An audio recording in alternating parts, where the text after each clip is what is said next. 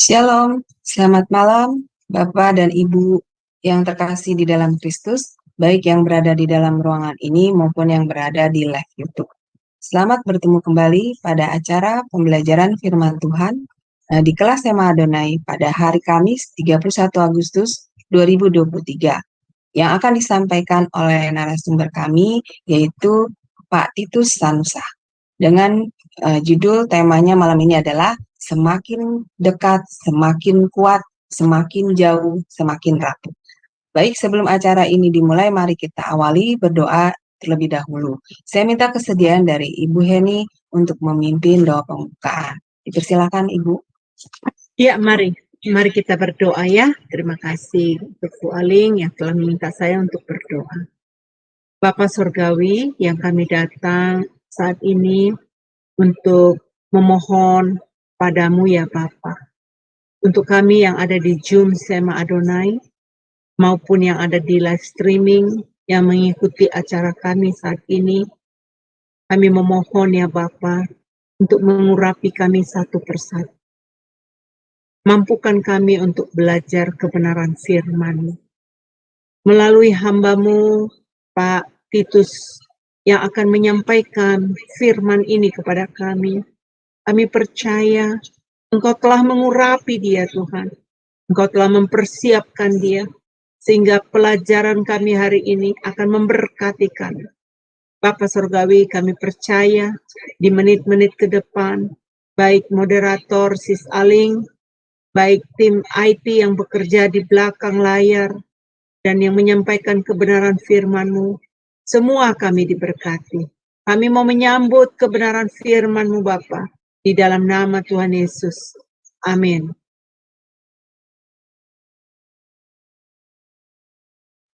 Baik, terima kasih Ibu Heni untuk doa pembukaannya.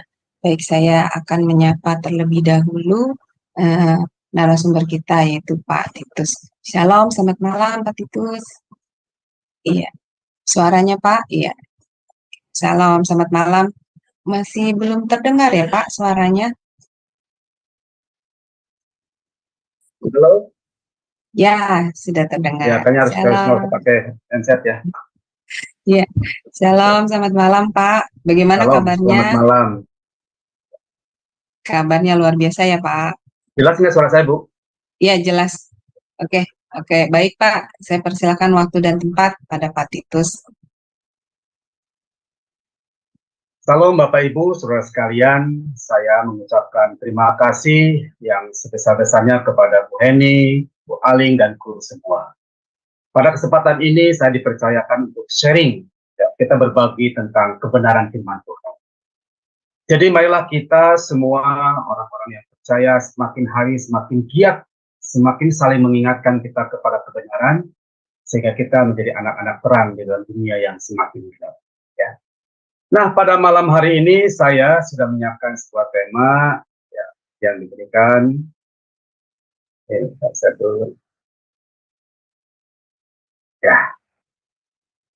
Saya sudah menyiapkan tema.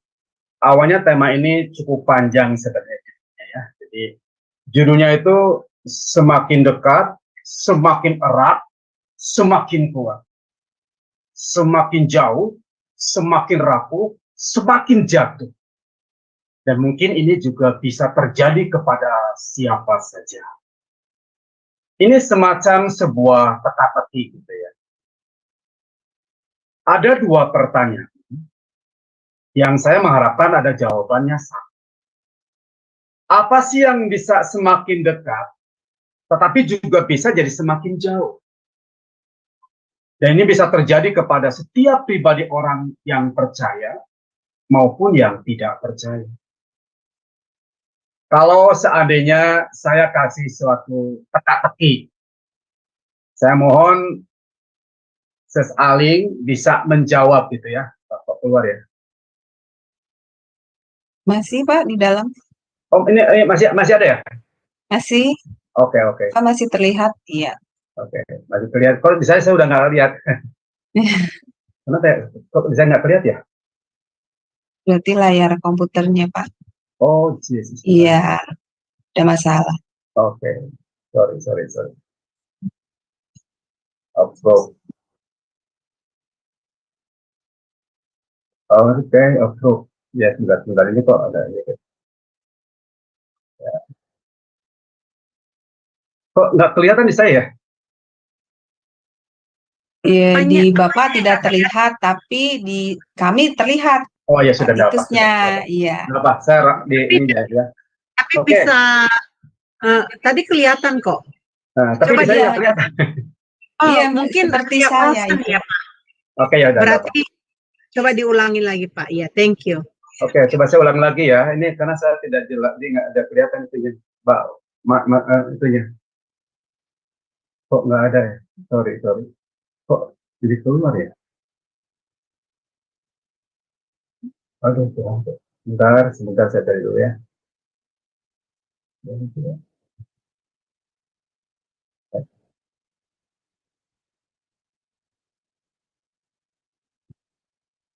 Sebentar. Aduh, Tuhan. Udah kelihatan ya, Bu? Sudah. Maksudnya materinya ya, Pak? Materinya? Oh, belum keluar. Nah, kan belum keluar kok. Bentar. Ya. Nah, sudah ini gambarnya ada. Sudah ya? Ya. Oke. Kok ada dulu. Oke. Nah, jadi kalau saya ngasih pertanyaan kepada Ses Aling, kalau bisa dijawab kata-katanya, saya akan ngasih 2 pertanyaan, tapi 1 jawaban. Karena berhubungan dengan tema yang pertanyaan pertama. Saya akan memberikan pertanyaan, mau kemana Mas? Pertanyaan kedua, kenapa dibuang Mas?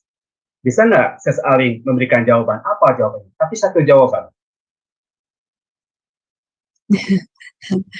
Mau kemana? Kenapa dibuang? Ya, mau kemana Mas? Kenapa dibuang Mas? 1 jawaban. Jawabannya adalah Bekasi. Mau kemana Mas? Bekasi. Mau ke Bekasi. Kenapa dibuang Mas? Bekasi. Iya, intonasi nadanya ya, Ya. Pak. Nah, Yang ini juga berbeda. sama.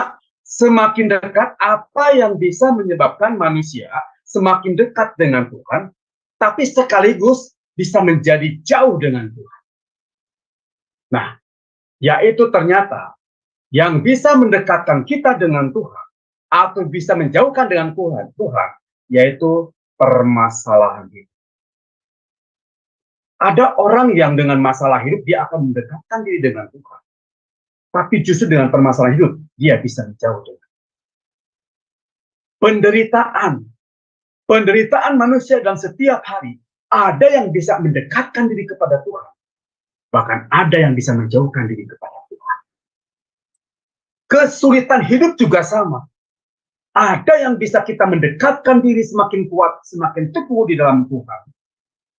Bahkan sebaliknya, kesulitan yang kita hidup, yang kita alami, bahkan kita bisa menjauhkan diri kita dengan Tuhan. Nah, kita lihat Bapak Ibu Saudara sekalian,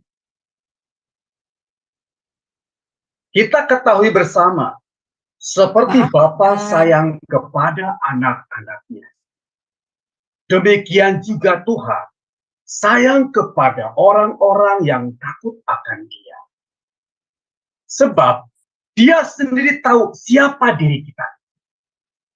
Dia ingat bahwa kita ini adalah sebutir debu. Ayat ini merupakan ungkapan pengenalan Daud tentang hubungannya dengan Tuhan, yang menjadikan Daud kuat di dalam kehidupannya.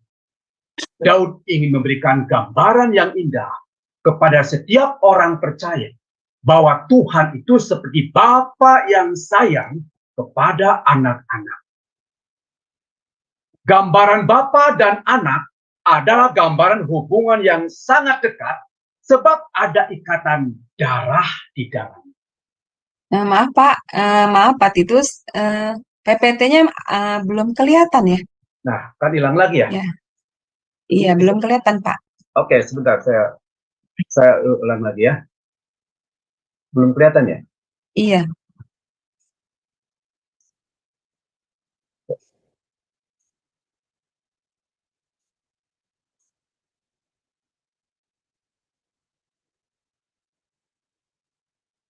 Ada?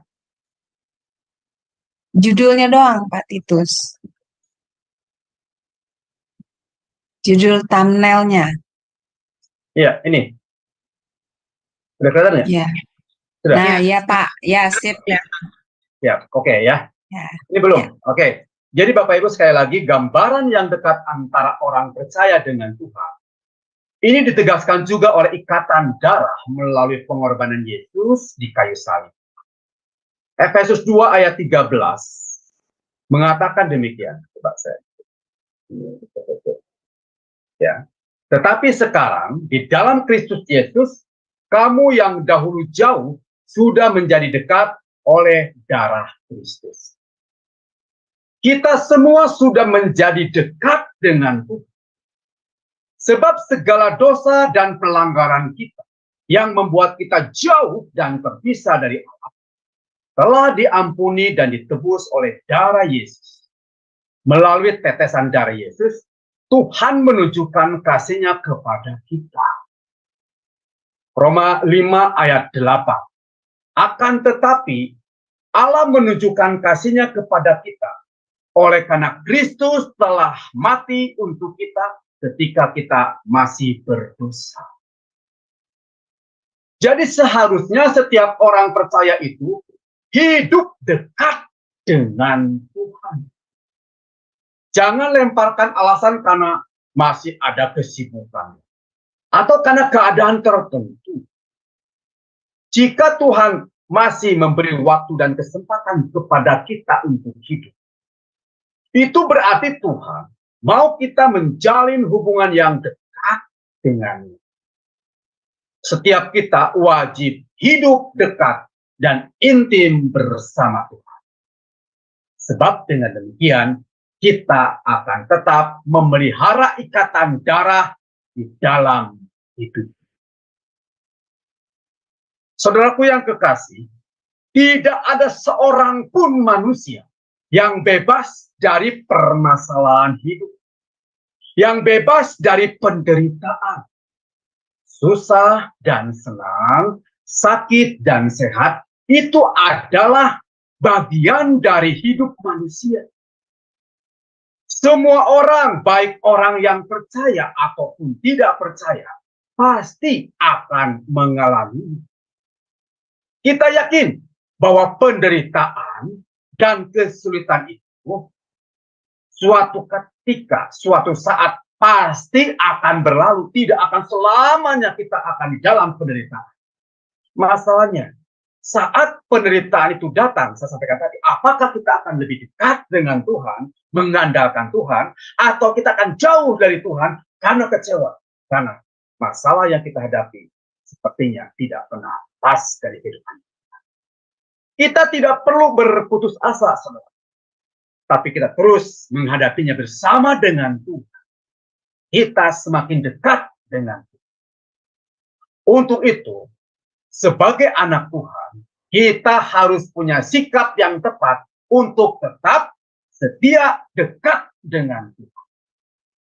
Tuhan adalah Allah Bapa yang sangat mengasihi kita tanpa syarat apapun. Kita tidak perlu berbuat apa-apa untuk meyakinkan Dia supaya mengasihi kita. Yang perlu kita lakukan hanyalah menerima kasih-Nya yang sempurna.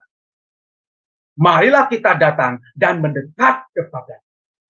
Marilah kita nyatakan betapa kita merindukan Tuhan. Mengapa dekat dengan Tuhan itu penting? Sebagaimana sikap kita dalam menghadapi tekanan atau masalah dalam kehidupan kita. Ada banyak cara yang dilakukan seorang dalam menghadapi masalah. Saya ilustrasikan seperti ini. Ada sebuah keluarga yang selalu bertengkar dengan tetangga yang tinggal di sebelah rumahnya itu. Pada suatu saat, salah seorang anaknya itu melempar jendela rumah tetangga itu dengan ubi jalar yang besar. Sehingga ubi jalar itu masuk ke dalam rumah itu dan memecahkan jendela kaca. Lalu bagaimana reaksi keluarga yang dilempari rumah itu? Ada yang mengatakan, mari kita lempar kembali, biar tahu rasa seperti apa kalau rumahnya pecah. Ada yang mengatakan kita lapor polisi biar dia tahu rasa di penjara seperti apa kalau dia melakukan kesalahan. Tetapi ada yang mengatakan tidak usah. Kita berdoa saja untuk mereka biar Tuhan yang membalas kejahatan. Akhirnya keluarga ini memilih opsi yang ketiga yang terakhir, yaitu ubi jalar yang dilempar oleh tetangga sebelah itu, dia tanam di belakang rumahnya. Dia siram, dia pupuk dengan baik. Sehingga beberapa minggu kemudian, ubi jalar yang ditanam di belakang rumah itu bertumbuh panen lebih besar, lebih banyak lagi. Lalu apa yang dilakukan oleh keluarga itu? Dia mengambil buah ubi jalar yang terbaik, yang besar, lalu dia datang ke rumah orang yang melempar itu, lalu mengatakan, "Ibu, terimalah ada berkat ubi jalar yang saya tanam di belakang rumah. Silakan ibu menikmatinya." Saat ibu yang jahat itu menerima, "Aduh, beli dari mana ini?" Lalu dijawab, "Ibu, ini saya tidak beli ubi jalar ini. Kebetulan Bu, kemarin ini ada ubi jalar yang masuk ke dalam rumah saya, lalu saya tanam dan seperti ini hasil." Haleluya. Ketika Daud menghadapi tekanan politik, ia dikejar-kejar oleh musuhnya, mengalami depresi yang mendalam. Daud menghadapi orang-orang yang akan menjatuhkan dia dari kedudukannya dengan berbagai macam cara. Mereka menyerang dia, mereka berdusta terhadap dia, dengan mulut mereka memberkati atau berkata manis, tapi dalam hati mereka mengutuk dia. Ia menyadari dirinya seperti dinding miring atau tembok yang mau roboh. Nah, Bapak Ibu Saudara sekalian, ada 4 diagram yang akan saya sampaikan di malam hari ini. Nah, mari kita lihat, kita posisi ada di diagram yang mana. Ya, hanya dekat Allah saja aku kenal. Yang pertama, diagram yang pertama, semakin dekat, semakin kuat. Diagram yang kedua, semakin jauh, semakin rapuh. Diagram yang ketiga, merasa jauh, ternyata dekat. Diagram yang keempat, merasa dekat, ternyata jauh. Dan ini akan terjadi dalam kehidupan kita. Mari kita introspeksi nanti. Ya. Nah, mari kita bahas satu persatu. Semakin dekat, semakin kuat. Itu apa contohnya? Semakin jauh, semakin rapuh. Apa contohnya? Merasa jauh, ternyata dekat. Apa contohnya? Dan juga merasa dekat, ternyata jauh. Apa contohnya? Semakin dekat, semakin erat. Contohnya adalah sebuah cinta atau kasih. Ini dalam Yohanes 15 ayat 12 dikatakan, "Perintahku supaya kamu saling mengasihi." Kita tahu ya bahwa orang yang sedang jatuh cinta, hidupnya akan merasa dekat dengan pasangannya, meskipun pasangannya jauh. Apalagi dengan digumuli rasa rindu yang dalam. Cinta adalah sesuatu ungkapan rasa yang kuat dan ketertarikan pribadi. Cinta juga diartikan sebagai perasaan yang disebabkan oleh faktor-faktor yang timbul di dalam diri seorang. Dalam konteks cinta atau filsafat, cinta adalah kualitas baik yang mewarisi semua perasaan dan pengorbanan. Ada empati, ada perhatian, ada pertolongan, ada ketaatan, dan kata-kata yang diucapkan menurut dan patuh melakukan karena dia cinta kepada orang yang dicintai. Simpati dan kasih sayang dan kesediaan apapun akan dilakukan demi yang dicintai. Cinta bisa mengubah orang yang biasa-biasa saja menjadi yang luar biasa dan kuat, yang berani serta penuh percaya diri melakukan apa saja demi orang yang dicintai.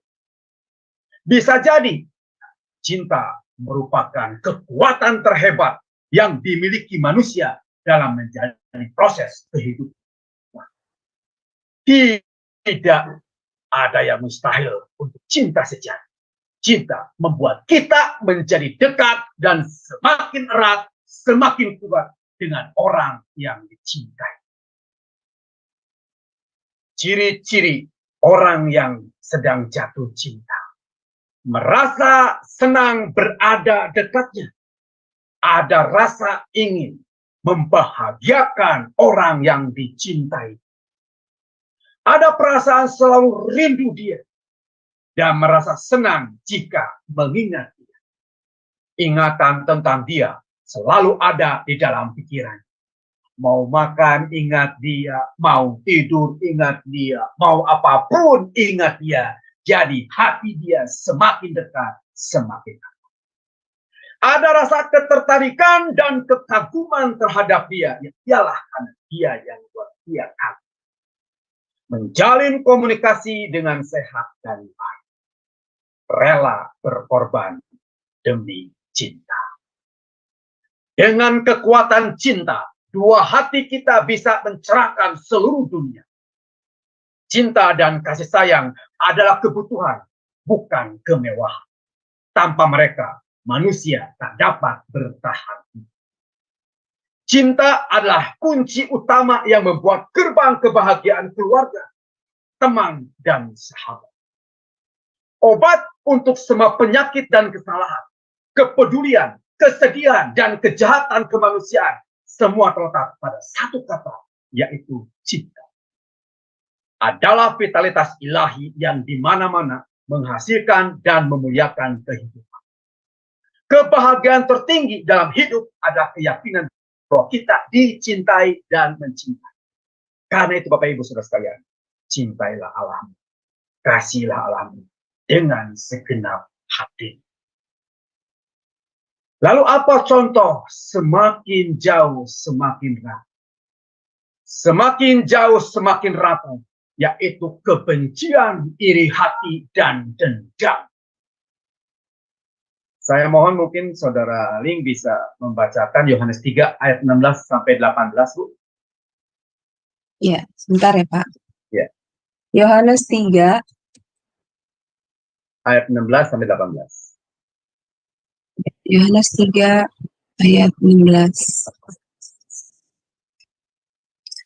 Karena begitu besar kasih Allah akan dunia ini, sehingga ia telah mengaruniakan anaknya yang tunggal, supaya setiap orang yang percaya kepadanya tidak binasa, melainkan beroleh hidup yang kekal. Sebab Allah mengutus anaknya ke dalam dunia, bukan untuk menghakimi dunia, melainkan untuk menyelamatkannya oleh Dia. Barang siapa percaya kepadanya, ia tidak akan dihukum. Barang siapa tidak percaya, ia telah berada di bawah hukuman, sebab ia tidak percaya dalam nama Anak Tunggal Allah. Amin. Oke, Yakobus 3 ayat 16 sampai 18. Disambung. Yakobus 3 ayat 16 sampai 18. Yang tadi adalah karena begitu besar kasih Allah. Sekarang di Yakobus 3 ayat 16 sampai 18. Yakobus 3 ayat 16 juga ya, Pak? Ya. Yakobus 3 ayat 16 sampai 18. Sebab di mana ada iri hati dan mementingkan diri sendiri, di situ ada kekacauan dan segala macam perbuatan jahat. Tetapi hikmat yang dari atas adalah pertama-tama murni, selanjutnya pendamai, peramah, penurut, penuh belas kasihan, dan buah-buah yang baik, tidak memihak dan tidak munafik. Dan buah yang terdiri dari kebenaran ditaburkan dalam damai untuk mereka yang mengadakan damai. Amin. Satu sisi, karena begitu besar kasih Allah akan dunia ini, jadi semakin dekat semakin kuat. Satu sisi, ada iri hati yang mementingkan diri sendiri. Kebencian, dendam, iri hati bisa menimbulkan banyak hal-hal yang berdampak buruk dalam menjalani kehidupan. Iri hati menjadi pintu pertama dimulai rasa yang jelek terhadap sesama dan bisa melahirkan tindakan kejahatan. Orang iri hati itu menderita kalau melihat orang lain bahagia. Dan orang iri hati itu bahagia jika mereka lihat menderita. Tadi sudah dibacakan Yakobus 3 ayat 17. Ibarat seorang monster jahat, iri hati bisa menjadikan kita semakin jauh, semakin rapuh dari Tuhan. Masalahnya, iri hati itu sering terjadi tanpa kita sadari. Misalnya saja, ketika kita melihat orang lain yang sedang mengunggah foto jalan-jalan ke Eropa, ke luar negeri, lewat WA, Anda melihat, Anda lalu berkomentar, ini orang sok kaya jalan-jalan terus. Padahal saya tahu seperti apa dia. Nggak usah pamer lah, sok bahagia. Ada banyak ya kita ketahui, sosmed semua ada orang jalan-jalan, menunjukkan makan enak ya, Bapak Ibu saudara, tanpa sadar kita ngomong ke sebelah tuh liatin kok kaya. Padahal saya tahu hidup dia seperti apa. Suatu ketika ada orang yang sedang sakit tuh kan, kena azab dia gara-gara apa? Sok pamer. Iri hati yang juga sering disebut sebagai dengki atau hasad merupakan sebuah emosi yang tidak senang atas keunggulan atau hal yang dimiliki oleh orang lain. Setiap kita bisa terjerat oleh perasaan iri hati. Seperti Raja Saul juga larut dalam iri hati ketika pujian yang diterima Daud lebih banyak daripada pujian dia. Ciri-ciri orang yang iri hati, kita perhatikan apakah kita masuk di dalam. Suka bikin gosip yang berlawanan dengan kebenaran. Apa yang kamu pakai selalu menjadi bahan olokan. Memuji orang itu sekaligus merendahkannya. Senang dan mentertawakan pada saat orang itu salah. Selalu membuat alasan agar bisa menjauh dengan orang. Jika orang itu berhasil di mata dia, dia akan ngomong, itu karena saya ada di dalam. Itu karena faktor keberuntungan saja. Tidak menghargai dan cenderung meremehkan prestasi orang lain. Dan suka memotong pembicaraan, lalu bertanya dengan pertanyaan sensitif. Tanpa kita sadari, itu salah satu beberapa hal yang bisa kita menjauhkan kita dengan kasih Tuhan. Iri hati adalah sisi pengecut dari kebencian. Dan semua caranya suram dan sempit. Iri hati seperti pistol tanam, menembak orang lain, tapi yang terluka justru dirinya sendiri. Iri hati adalah seni menghitung berkat orang lain, bukan berkat diri sendiri. Kebencian itu seperti kita sedang menyiapkan racun buat orang lain, justru yang mati kita sendiri. Bapak Ibu saudara sekalian, mari kita belajar cinta kasih yang Tuhan berikan kepada kita. Dan kita lihat yang ketiga, merasa jauh, ternyata dekat. Contohnya adalah doa. Silakan Sis Aling bisa baca 1 Tesalonika 5 ayat 17. Ya, baik Pak. 1 Tesalonika 5 ayat 17. Berbunyi, tetaplah berdoa. Amin. Ya. Panjang sekali ya ayatnya ya. Dalam hidup, kita diperhadapkan dengan berbagai pilihan. Sejak kita bangun tidur, apakah mau tidur lagi atau terus bangun? Kalau terus bangun, apakah kita akan mandi dulu atau mau buka HP dulu? Kalau buka HP dulu selesai, apa kita akan terus makan atau berpakaian atau bagaimana? Saat Anda memakai baju pun memilih dan sebagainya. Setiap hari Anda memilih sampai Anda kembali kepada rumah, tetap adalah sebuah pilihan. Bukan selain itu, pilihan-pilihan hidup juga. Tidak hanya sebatas hal-hal yang sederhana. Melainkan juga pilihan yang sulit di dalam kehidupan. Tentang anak, tentang keluarga, tentang keuangan, tentang pekerjaan, tentang pelayanan, dan berbagai banyak hal sebuah pilihan. Banyak orang melupakan satu hal yang sangat penting saat mereka harus mengambil sebuah keputusan. Memilih, memiliki harapan, dan saat berada dalam masalah hidup mereka, yaitu doa. Karena lebih berfokus pada masalah, tenggang waktu yang diberikan, dan kekuatan, uang, serta kepandaian diri sendiri, dan mengandalkan relasi yang dimiliki. Dalam doa, kita bisa mempertanyakan keputusan-keputusan hidup kita, masalah kita, dan harapan-harapan kepada Tuhan. Karena bagi saya, doa adalah cara kita berkomunikasi dengan Tuhan. Kita dapat bercerita apa saja kepada Tuhan tentang hidup kita, bahkan mengenai keputusan-keputusan hidup yang harus kita ambil. Tadi saya sudah sampaikan, ciri-ciri orang yang jatuh cinta adalah komunikasi yang baik. Ciri-ciri Anda dan saya dekat dengan Tuhan adalah doa yang kita baca. Doa merupakan berkat dan hak istimewa Tuhan yang anugerahkan kepada kita orang percaya.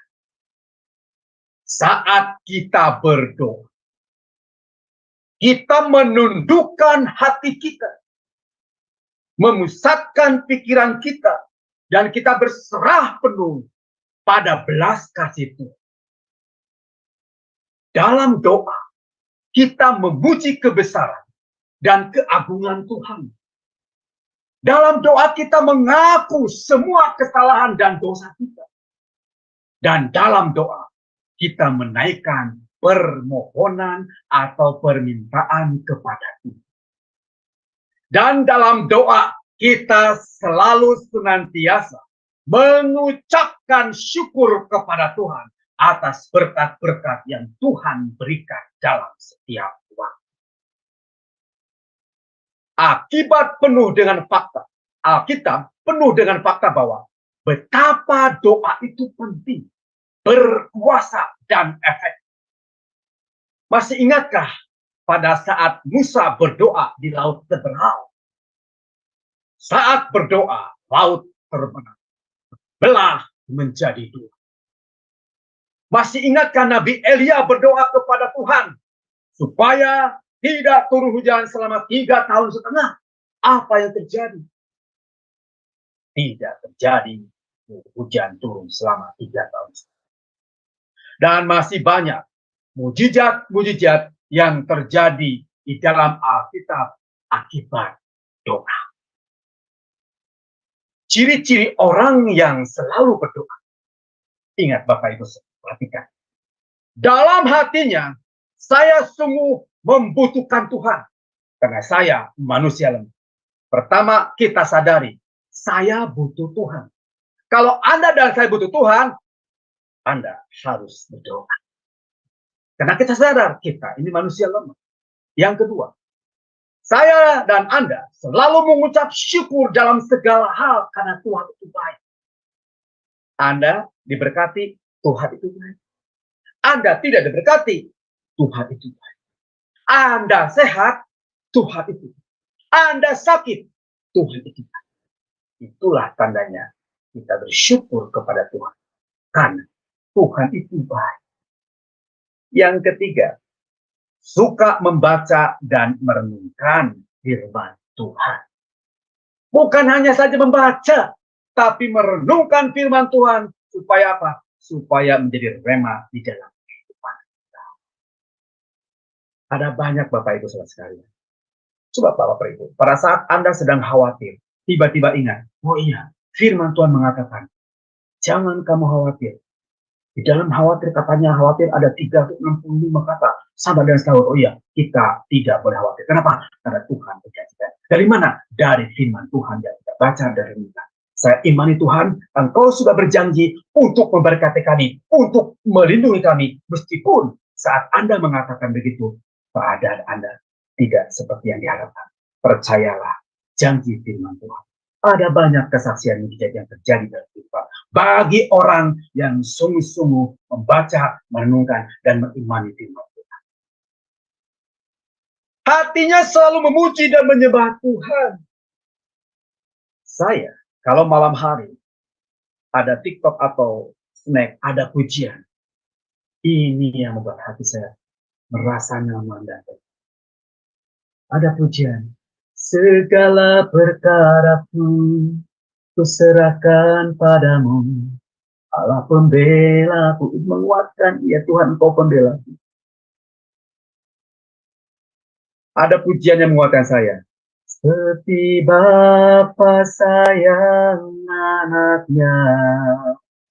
Membayangkan Bapak saya betul sayang kepada anaknya. Apalagi Bapak yang di surga, ya sayang kepada kita. Itu akan memerasuk dalam jiwa kita. Merasuk dalam hati kita. Terima kasih Tuhan. Ujian ini akan menguatkan kalau kita menyembah kepada Tuhan. Thanks God. Thanks God. Yang kelima, dijawab atau tidak dijawab doa, tetaplah berdoa seperti dikatakan tadi. Tetaplah berdoa apapun yang terjadi. Bapak Ibu, ada satu cerita yang sampai sekarang saya diberkati. Masih ingat?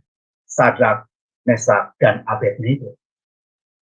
Sewaktu dia dibuang api dapur yang menyala-nyala,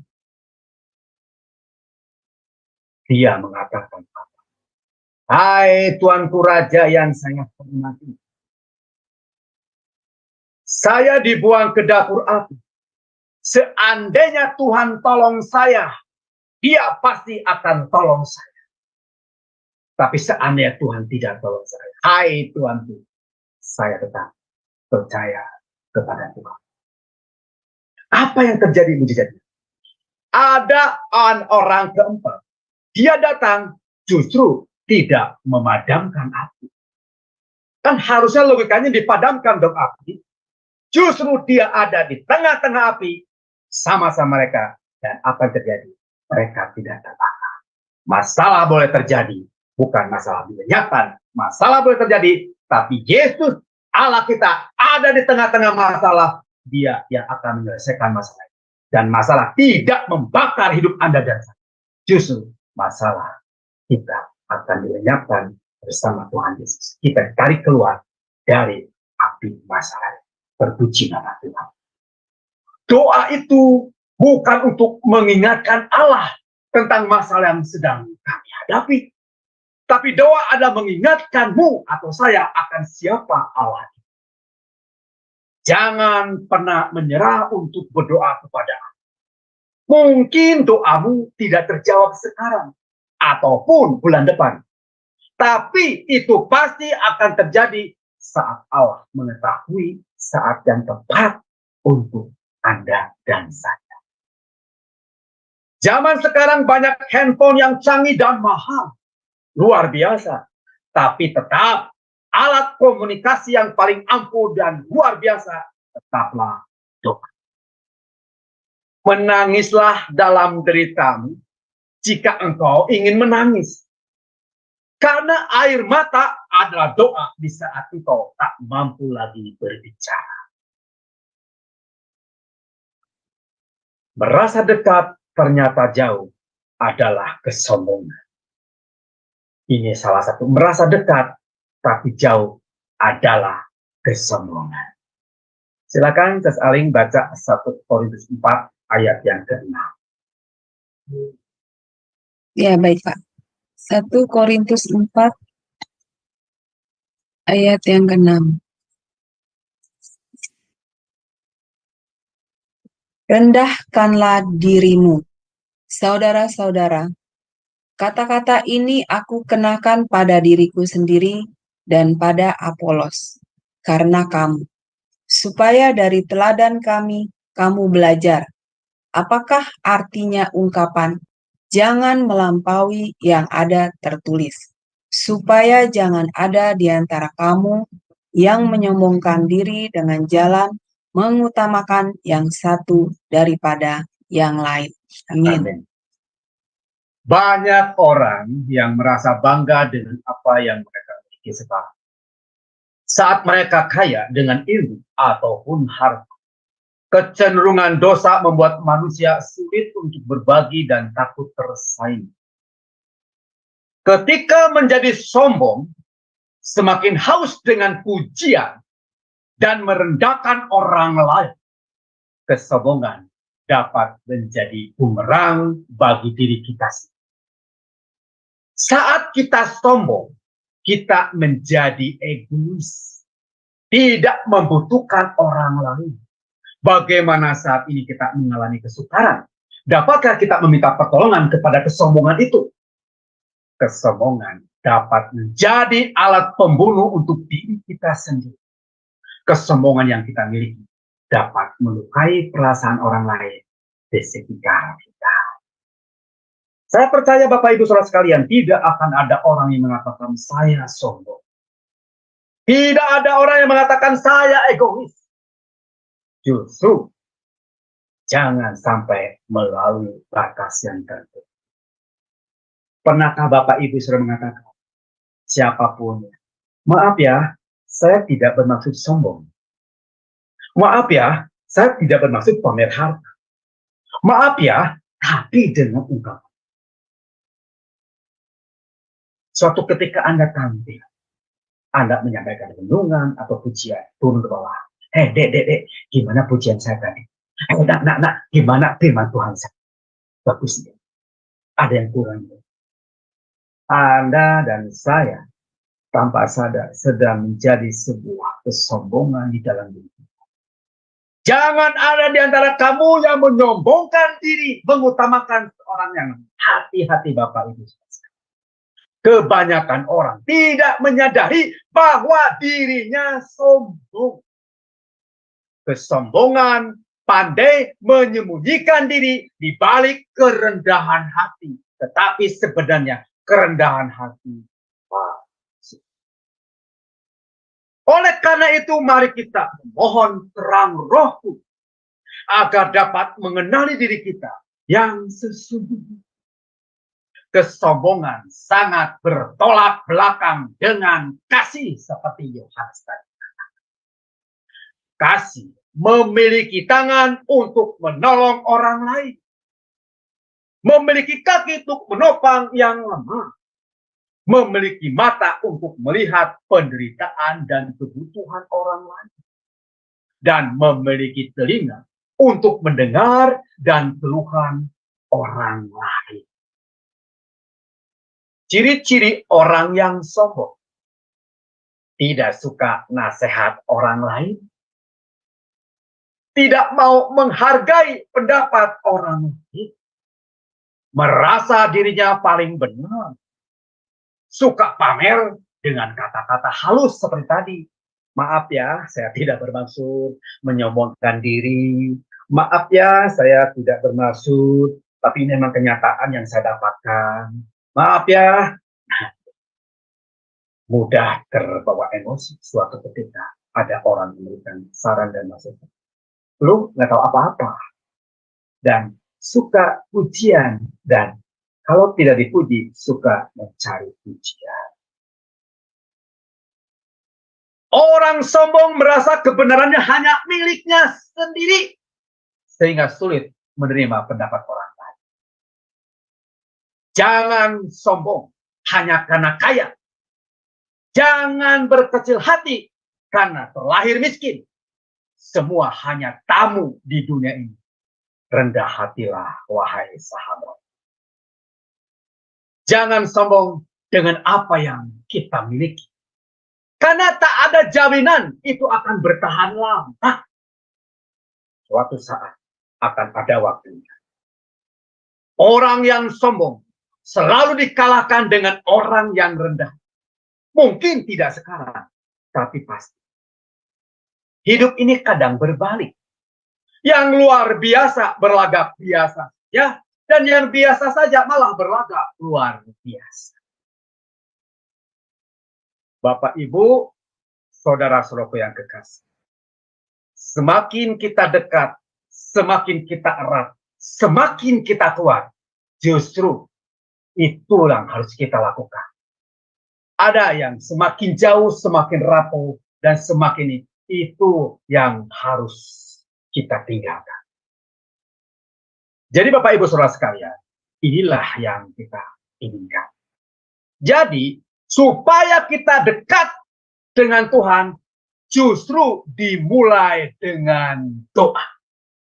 Bapak, Ibu, Saudara sekalian, orang yang mulai dekat itu adalah doa, komunikasi.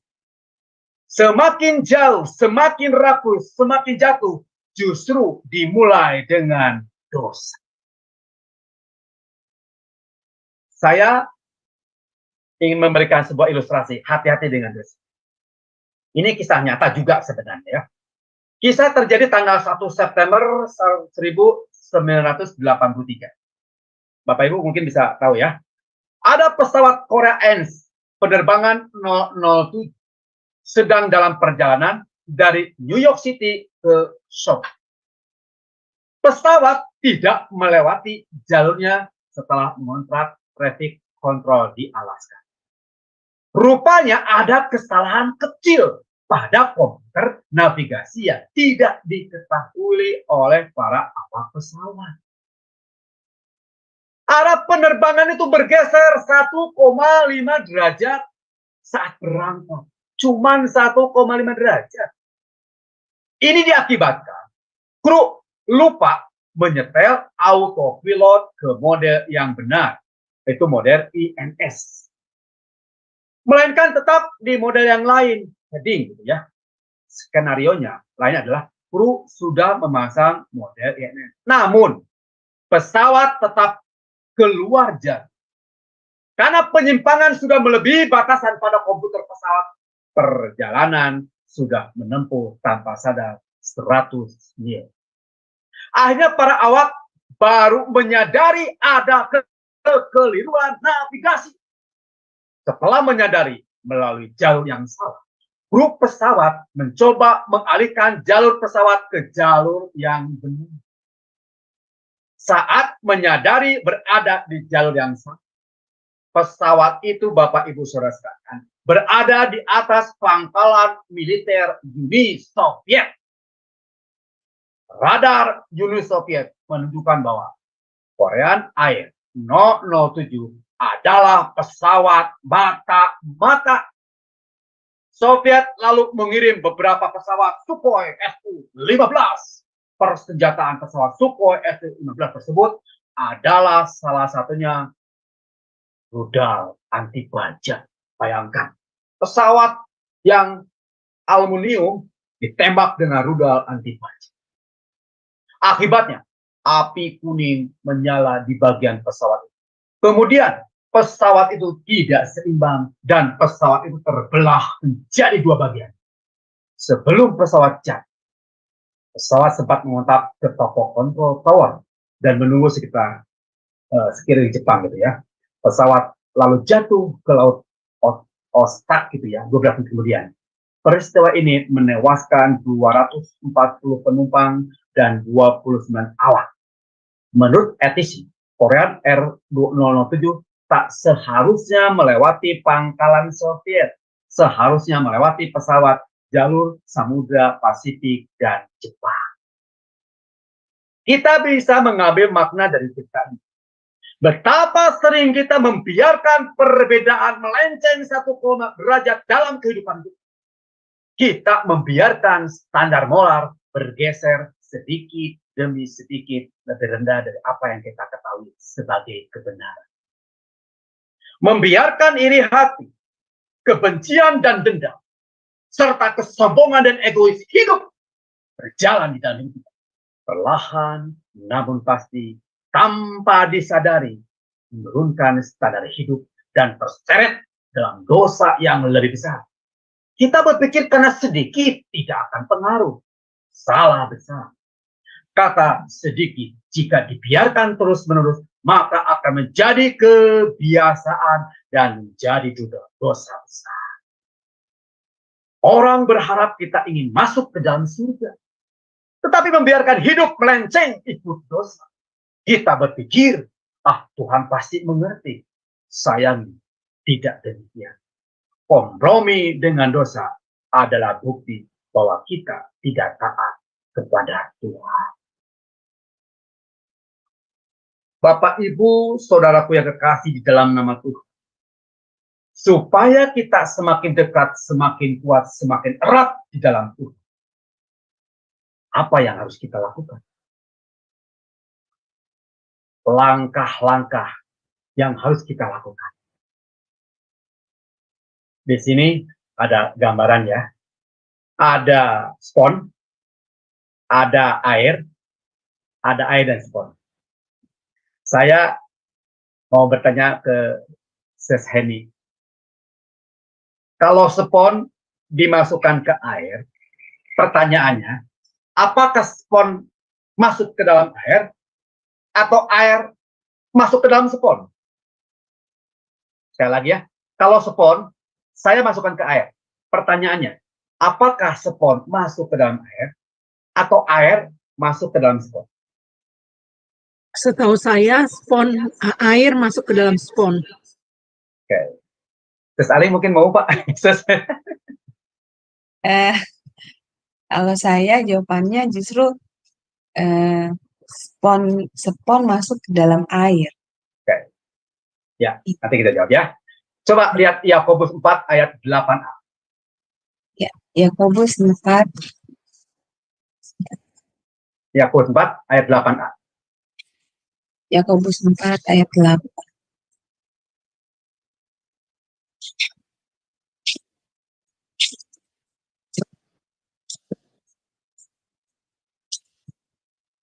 Bentar ya, Pak. Ya, ini sudah ada di layar. Oh, di layar ayat. Yakobus 4 ayat 8a. Mendekatlah kepada Tuhan dan Dia akan mendekat kepada engkau. Amin. Amin.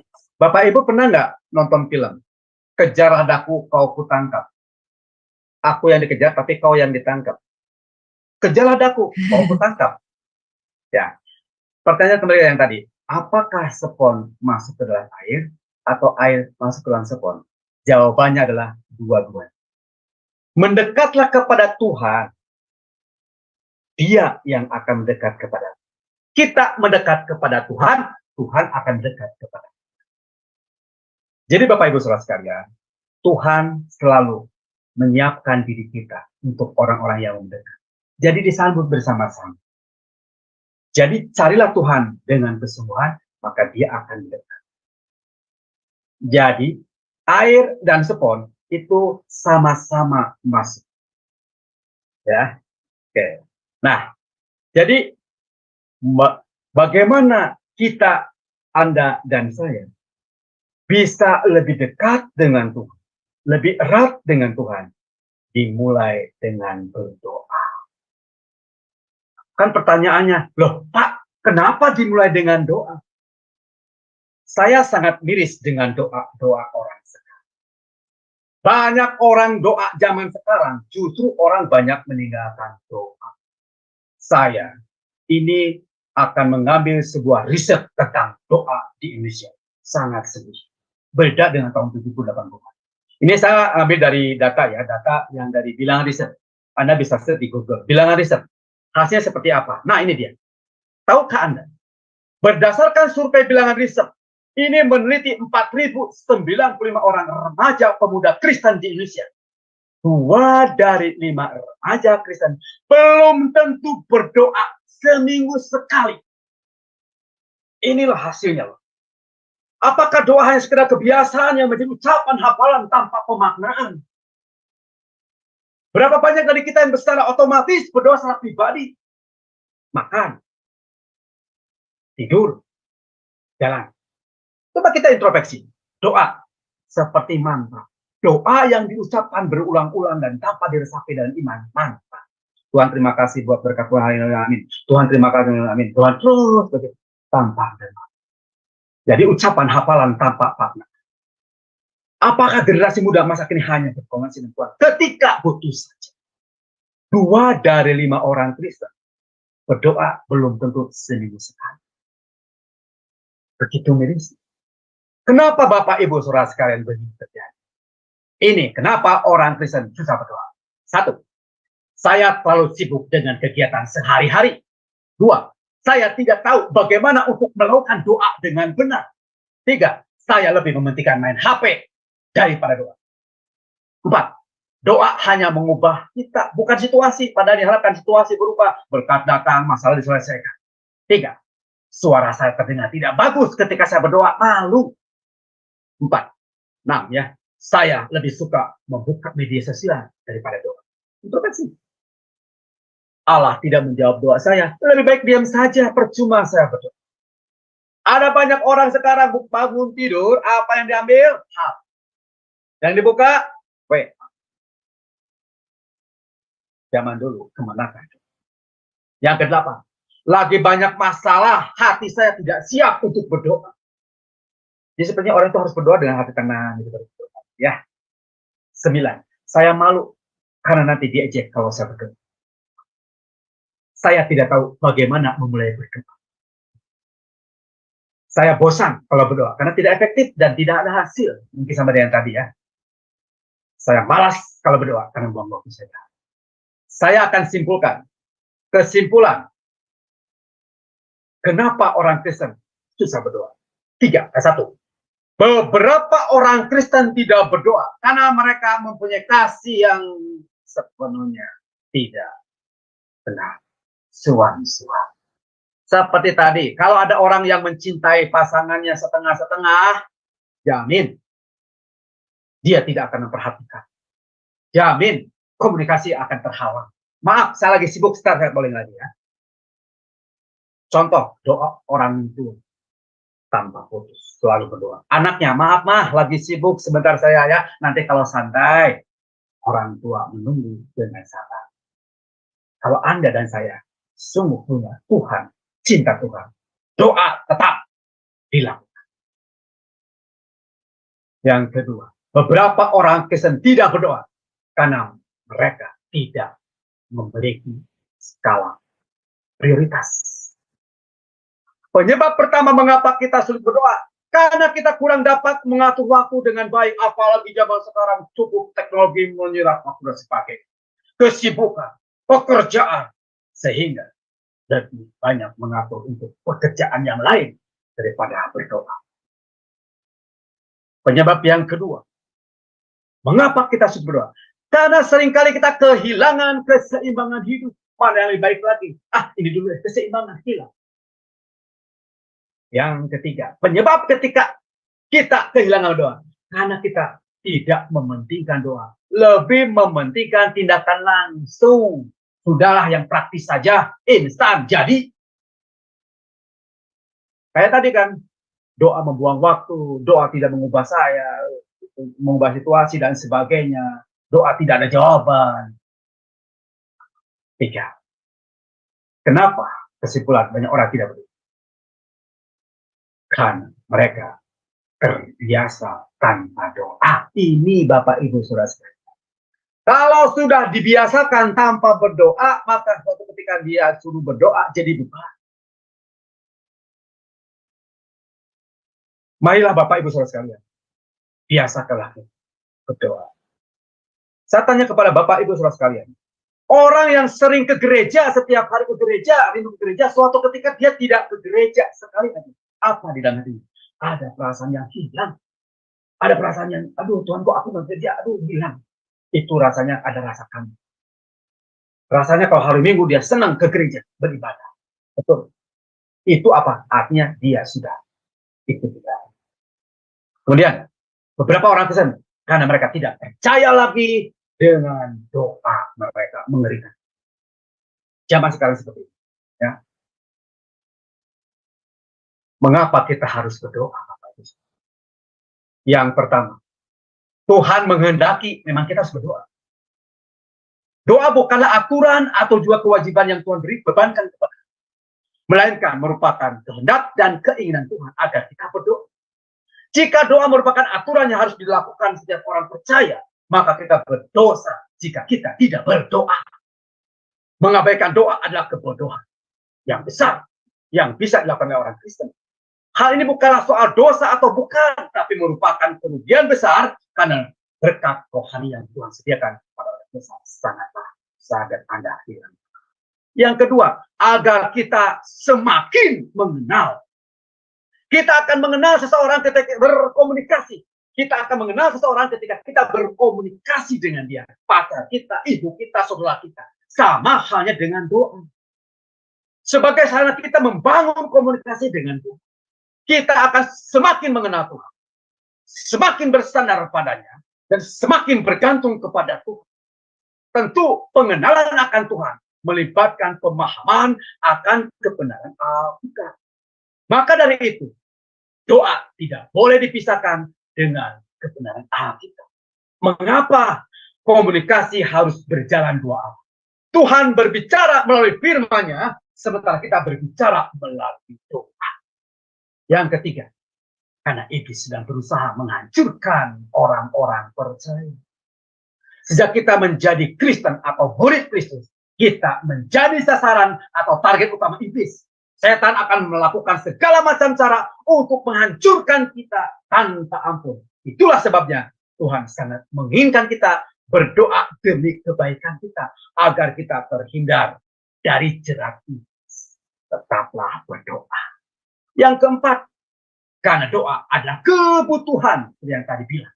Alasan ini bukanlah yang terutama, namun demikianlah Tuhan memperbolehkan kita untuk meminta atau memohon sesuatu berkaitan dengan kebutuhan kita di dalam doa. Kita tidak harus malu meminta kepada Tuhan melalui doa. Asalkan permintaan kita itu bukan untuk kepuasan kita. Yang harus kita ingat baik-baik adalah tindakan kebutuhan kita harus berdoa. Yang kelima, terakhir, berdoa menunjukkan ketidakberdayaan kita dan ketergantungan kita kepada kuasa Tuhan. Ketika kita berdoa dengan sungguh-sungguh, hati kita sedang mengharapkan belas kasih Allah. Doa yang sejati hanya mungkin dipanjatkan oleh setiap orang yang mengakui ketidakmampuan dirinya dan ketidaksanggupan kita. Biarkan Allah bekerja di dalam berkat-Nya. Jadi Bapak Ibu Saudara sekalian, ini kesimpulan.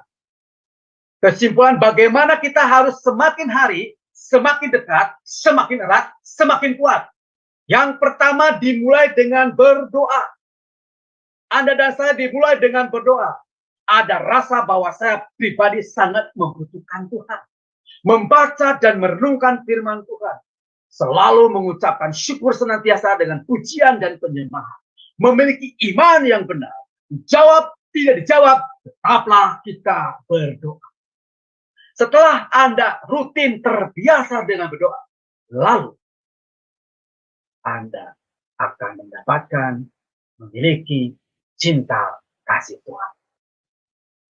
Merasa senang dekat dengan Tuhan. Ada rasa rindu selalu berada dekat Tuhan. Ada rasa kagum terhadap Tuhan. Rela berkorban. Bapak Ibu yang terakhir, setelah Anda berdoa, ada komunikasi yang berjalan dengan baik. Lalu ada timbul cinta di dalam diri Anda kepada Tuhan. Kasih kepada Tuhan.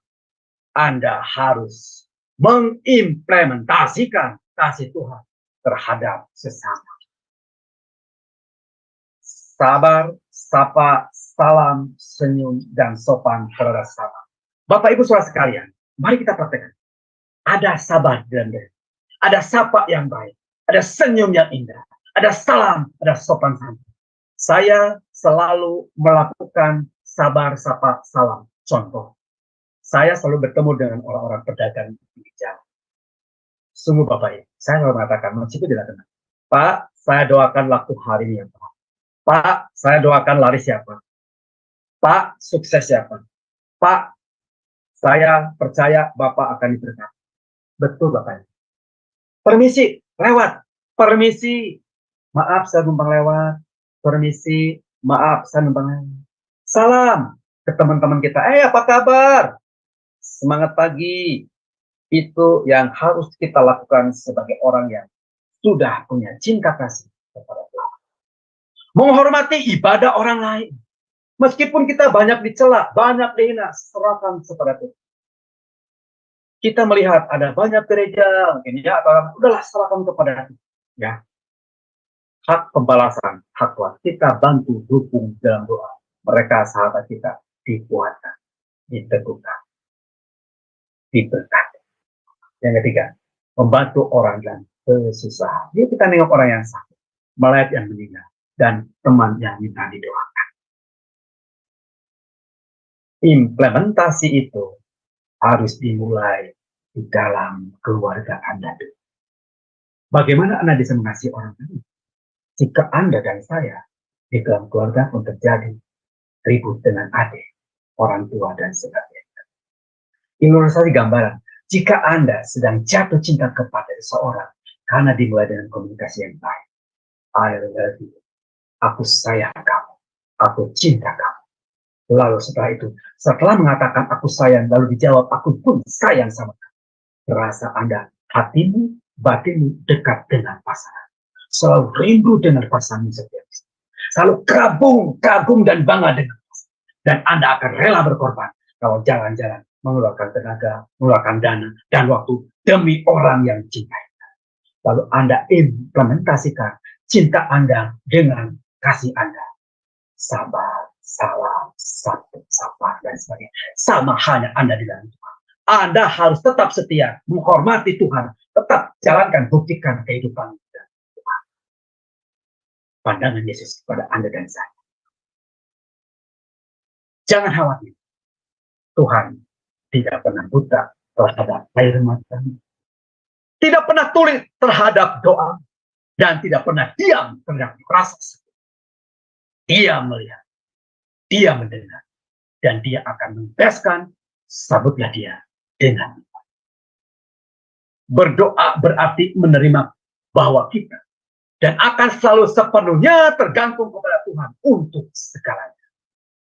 Tanpa Tuhan, kehidupan tidak memiliki tujuan.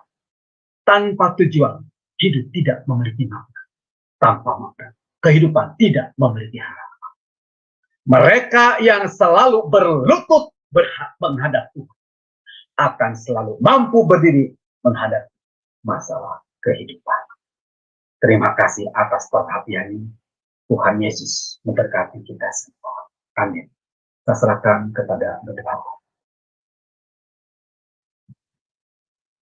Iya, baik Pak Titus, luar biasa materi malam ini.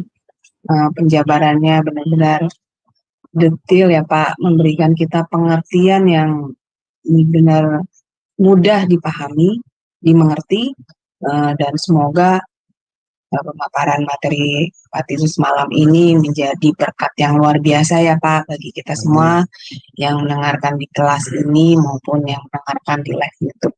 Ya, untuk selanjutnya kita masih akan masuk dalam sesi diskusi dan tanya jawab untuk materi malam ini. Tapi sebelumnya saya akan mempersilakan Ibu Heni untuk membacakan pengumuman dan nama-nama channel yang relay ke YouTube. Dipersilakan Ibu Heni. Baik Ibu Aling, terima kasih. Bapak Ibu, untuk acara besok itu adalah pelajaran Kristologi yang pelajaran pertemuan yang kedua. Bertema Yesus di Kekalan Masa Lampau.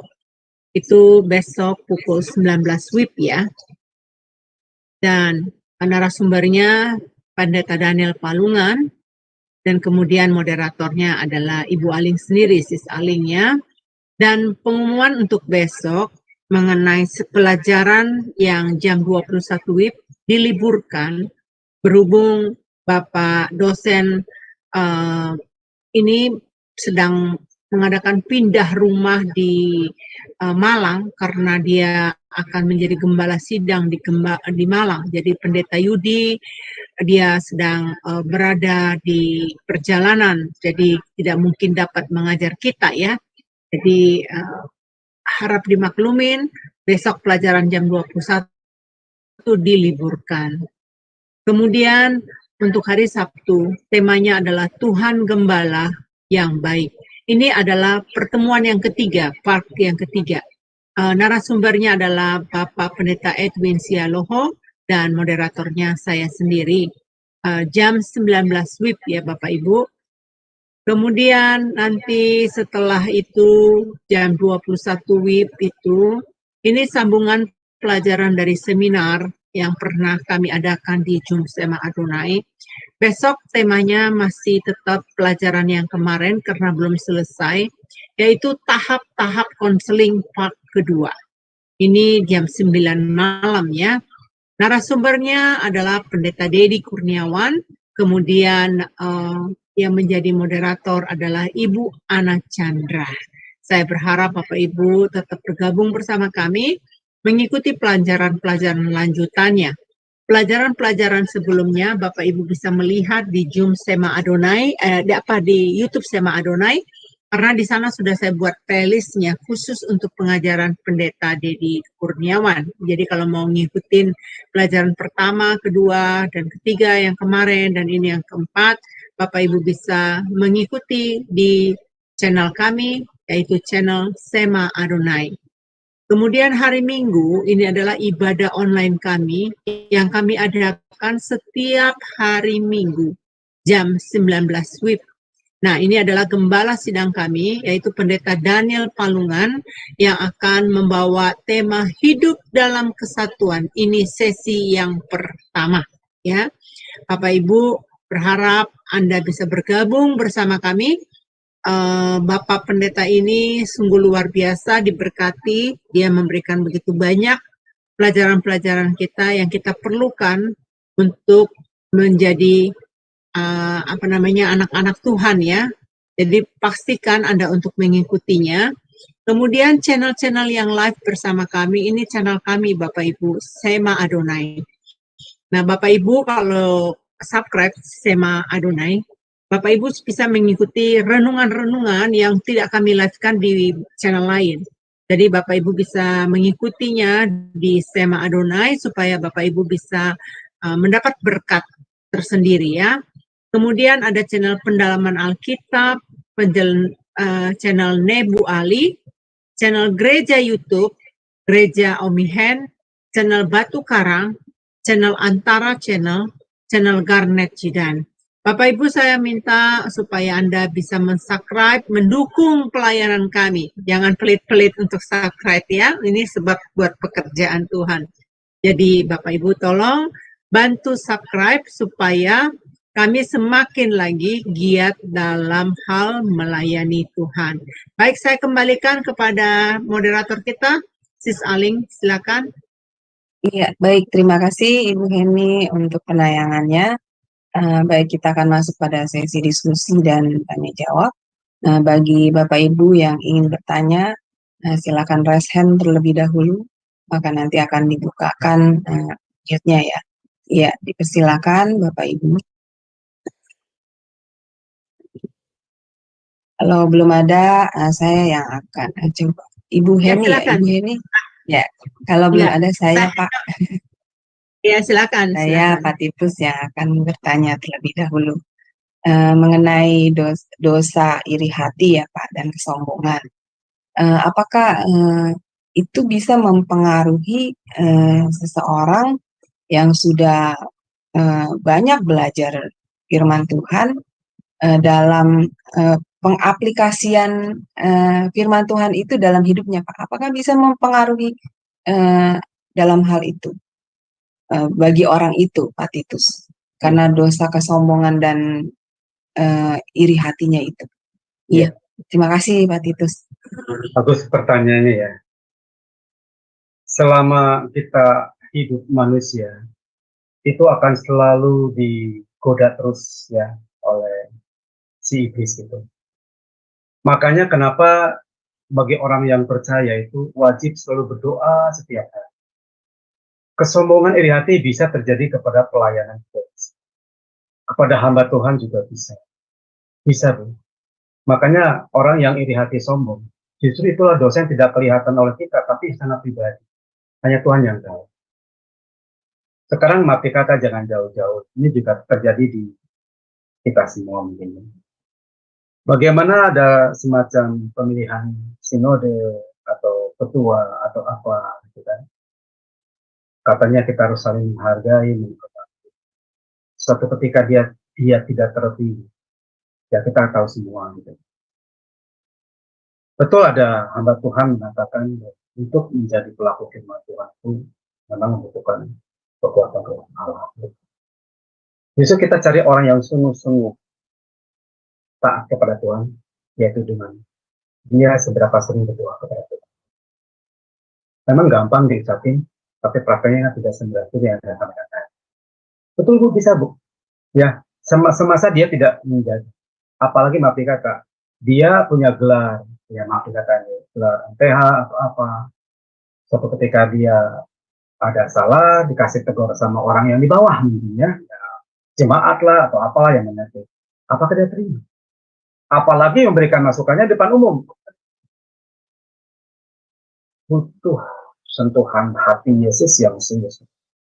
Agak jarang seperti itu. Saya mengasih ilustrasi ya, saya mengasih ilustrasi ini kenyataan. Ada seorang hamba Tuhan khotbah tentang kejujuran. Woi keren, harus jujur, wah luar biasa. Betul, ini kisah nyata. Suatu ketika hamba Tuhan itu pulang naik bis. Dan bis itu zaman dulu kan penuh gitu ya, naik bis. Kemudian dia memberikan uang itu 100.000. Kemudian si kondekturnya itu mengembalikan lebih. Ternyata si kondektur itu adalah jemaat dan dia sengaja memberikan uang kembalian lebih. Lebihnya cukup, ya lumayan ya lebih. Waktu dikembalikan, Bapak Pendeta menghitung, kok lebih gitu.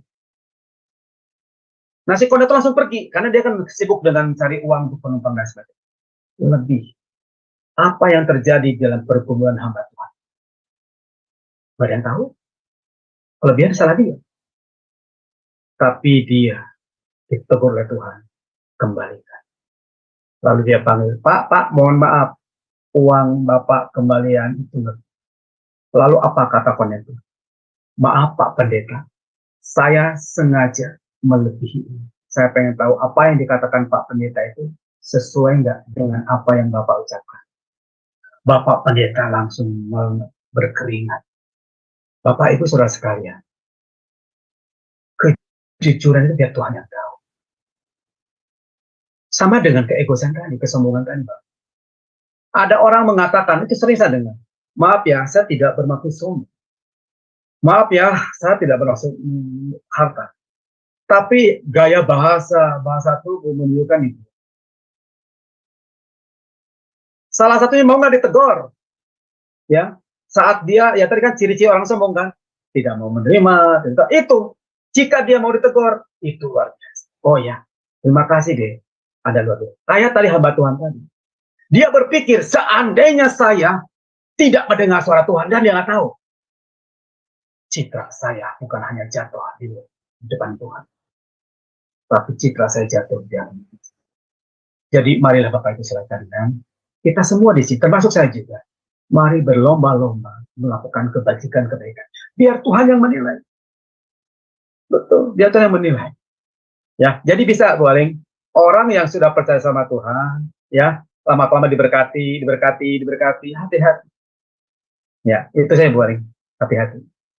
Ya, terima kasih Pak Titus. Berarti ya, itu kan kalau iri hati, terus kesombong, itu dosa rohani ya, masuk dalam kategori dosa rohani ya Pak. Berarti tidak terlihat ya di luar, tapi adanya di dalam hati kita ya Pak. Iya. Dan itu yang sebenarnya kalau menurut saya justru yang berbahaya ya Pak Titus, karena itu dosa tersembunyi ya Pak. Jadi orang tidak terlalu maksudnya terlihat di hadapan orang gitu. Apalagi dosa iri hati atau dengki itu ya Pak. Ya seperti itu. Perlu diperhatikan bahwa kesombongan adalah termasuk 7 doa pokok. Hati-hati. 7 doa pokok itu ada kesombongan, ada iri hati, kemarahan, hawa nafsu, itu termasuk 7 dosa utama ya. Jadi sangat diperhatikan. Iya, terima kasih Pak Titus untuk pencerahannya. Tuhan berkati. Baik, Ibu Heni mau bertanya, silakan Ibu. Atau menambahkan monitor Ibu Heni. Ya, monitor. Saya tidak bertanya, saya sangat diberkati sekali, pengajarannya luar biasa, Pak Evangelis Titus Sanusa. Cuman penerapannya aja nih, ini banyak sekali yang saya lihat itu penerapannya yang perlu ini. Pengajaran memang ada ya, cuman untuk mengaplikasikan itu ke dalam hidup, itu benar-benar harus perjuangan yang berat. Itu aja saya mau tambahkan, thank you. Betul, Bu. Silakan. Saya sependapat. Makanya ada firman Tuhan, sekalipun kita jatuh, tidak akan tergeletak. Bukan berarti kita harus jatuh. Dalam kehidupan, selalu jatuh bangun selalu ada. Makanya kita semakin hari semakin diperbaharui. Kalau kita sudah baik, berarti kita sudah jadi malaikat. Kalau selama kita masih ada daging, kita selalu bertempur peperangan di dalam daging. Makanya kita butuh yang namanya kekuatan. Makanya kita butuh yang namanya pertobatan dalam setiap waktu. Saat kita jatuh, cepat berbalik kepada Tuhan. Tidak. Untuk melakukan kebajikan-kebaikan tidak usah yang tadi bilang saya, sapa, senyum, salam, nggak usah kemana-mana, ke keluarga aja dulu, ke adik kita, ke orang tua kita, ke istri kita, atau masuk ke tetangga kita. Itu baik Bapak Ibu sekalian. Dialah yang menilai, bukan orang lain, tapi yang menilai adalah Tuhan sendiri. Karena orang lain bisa menghakimi, Tuhan yang bisa memperbaiki. Puji nama Tuhan. Amin, amin. Amin. Silakan yang lain kalau ada yang biasa. Ya. Silakan Bapak Ibu, ada yang ingin berpartisipasi, bertanya mengenai materi malam ini pada Pak Titus. Persilakan, masih ada waktu. Ya, atau sharing juga boleh mengenai materi malam ini dari pengalaman-pengalaman hidup Bapak Ibu sekalian. Silakan. Dalam ini saya itu si saling di dalam tadi langkah-langkah itu ya, semakin dekat semakin kuat itu di poin yang ketiganya itu tadi kemudian ya, kemudian itu kan ada ada cara menyapa ya, sabar, salam, terus kita memberikan senyum dan sopan terhadap ya teman tim ya orang lain gitu ya. Nah itu bagus poin-poinnya di sana itu memang harus dikembangkan lagi ini dalam hal ini. Tapi apakah kebudayaan dari setiap negara itu berbeda kali ya Pak Titus ya? Kalau saya melihat Indonesia ini kan dulu waktu saya sekolah di Indonesia, saya ada pelajaran budi pekerti loh Pak. Nggak tahu sekarang di Indonesia masih ada nggak budi pekerti? Dulu PMP ya? Masih. Iya, PMP. Ada ya? Ada. Masih Bu, cuma bahasanya lain kayaknya sih, sudah bukan PMP lagi gitu masuknya. Oh gitu ya. Kurikulumnya bukan PMP lagi gitu, tapi apa gitu sih juga lupa deh. Waktu itu anak saya sekolah di SD ya Bu ya. Itu kan biasa itu di SD ya, adanya di sekolah dasar ya. Kalau budi pekerti itu diajarkan. Ada tapi saya lupa itu namanya apa gitu Ibu mata pelajarannya. Tapi masih diajarkan tentang budi pekerti itu di sekolah. Nah itu penting sekali untuk menunjang kemanusiaan seseorang itu ya. Nah setelah kita udah menjadi umat Tuhan, tentunya kita ditambah lagi pengetahuan kita untuk kebenaran firman Tuhan itu tadi ya. Jadi itu yang mau saya bilang, apakah ini karena culture-nya dari keluarga. Kalau saya bilang kalau kebudayaan, pasti berarti dalam negara kita ini tinggi banget gitu loh untuk mendukung tentang moral gitu ya. Tapi fakta yang di lapangan kita menemukan orang-orang semakin nggak benar arah kehidupannya gitu loh. Saya melihat ke krisis kehidupan setiap pribadi itu banyak banget gitu. Nah tadi Pak Titus berkata kita semakin dekat kan kita semakin erat ya sama Tuhan ya. Semakin kita jauh, semakin kita rapuh. Nah betul itu. Kalau kita nggak mengandalkan Tuhan 100%, kita rapuh jadinya. Kita nggak kuat dalam menghadapi kehidupan ini. Itu menurut saya sih, yang saya tangkap dari pelajarannya. Silakan ditambahin kalau itu. Ya, betul Bu Heni. Bahwa karakter manusia itu tentang kultur dan sebagainya juga dipengaruhi oleh alam, geografi. Ya. Jadi kulturnya nelayan tentu akan berbeda dengan kulturnya petani. Ya, kita tahu bahwa di Indonesia banyak ada suku Medan atau Batak, ada suara yang berbeda, dengan suku Sunda, dengan yang itu suku Jawa, semua berbeda. Sebenarnya karakter itu dimulai perbuatan baik itu dalam keluarga. Jadi kalau didikan seorang anak kepada orang tuanya baik, dengan tanaman yang baik, dia akan menjaga kebaikan itu kepada orang lain. Coba kita perhatikan ya, saya membandingkan tahun 70-80-an, ada anak yang maaf ya kata, takut durhaka kepada orang tua. membantah aja dosa. Dulu ya, tahun 80-an. Coba sekarang, anak-anak semakin berani. Kenapa? Ada penelitian mengatakan begitu. Jika anak 0 sampai 5 tahun dididik oleh orang lain, maka karakternya akan berbeda. Makanya sangat butuh penanaman moral, etika yang baik 0 sampai 5 tahun kepada anak. Jika anak dibesarkan dengan kasih sayang, dia biasanya akan mengasihi dan sebagainya. Itu betul.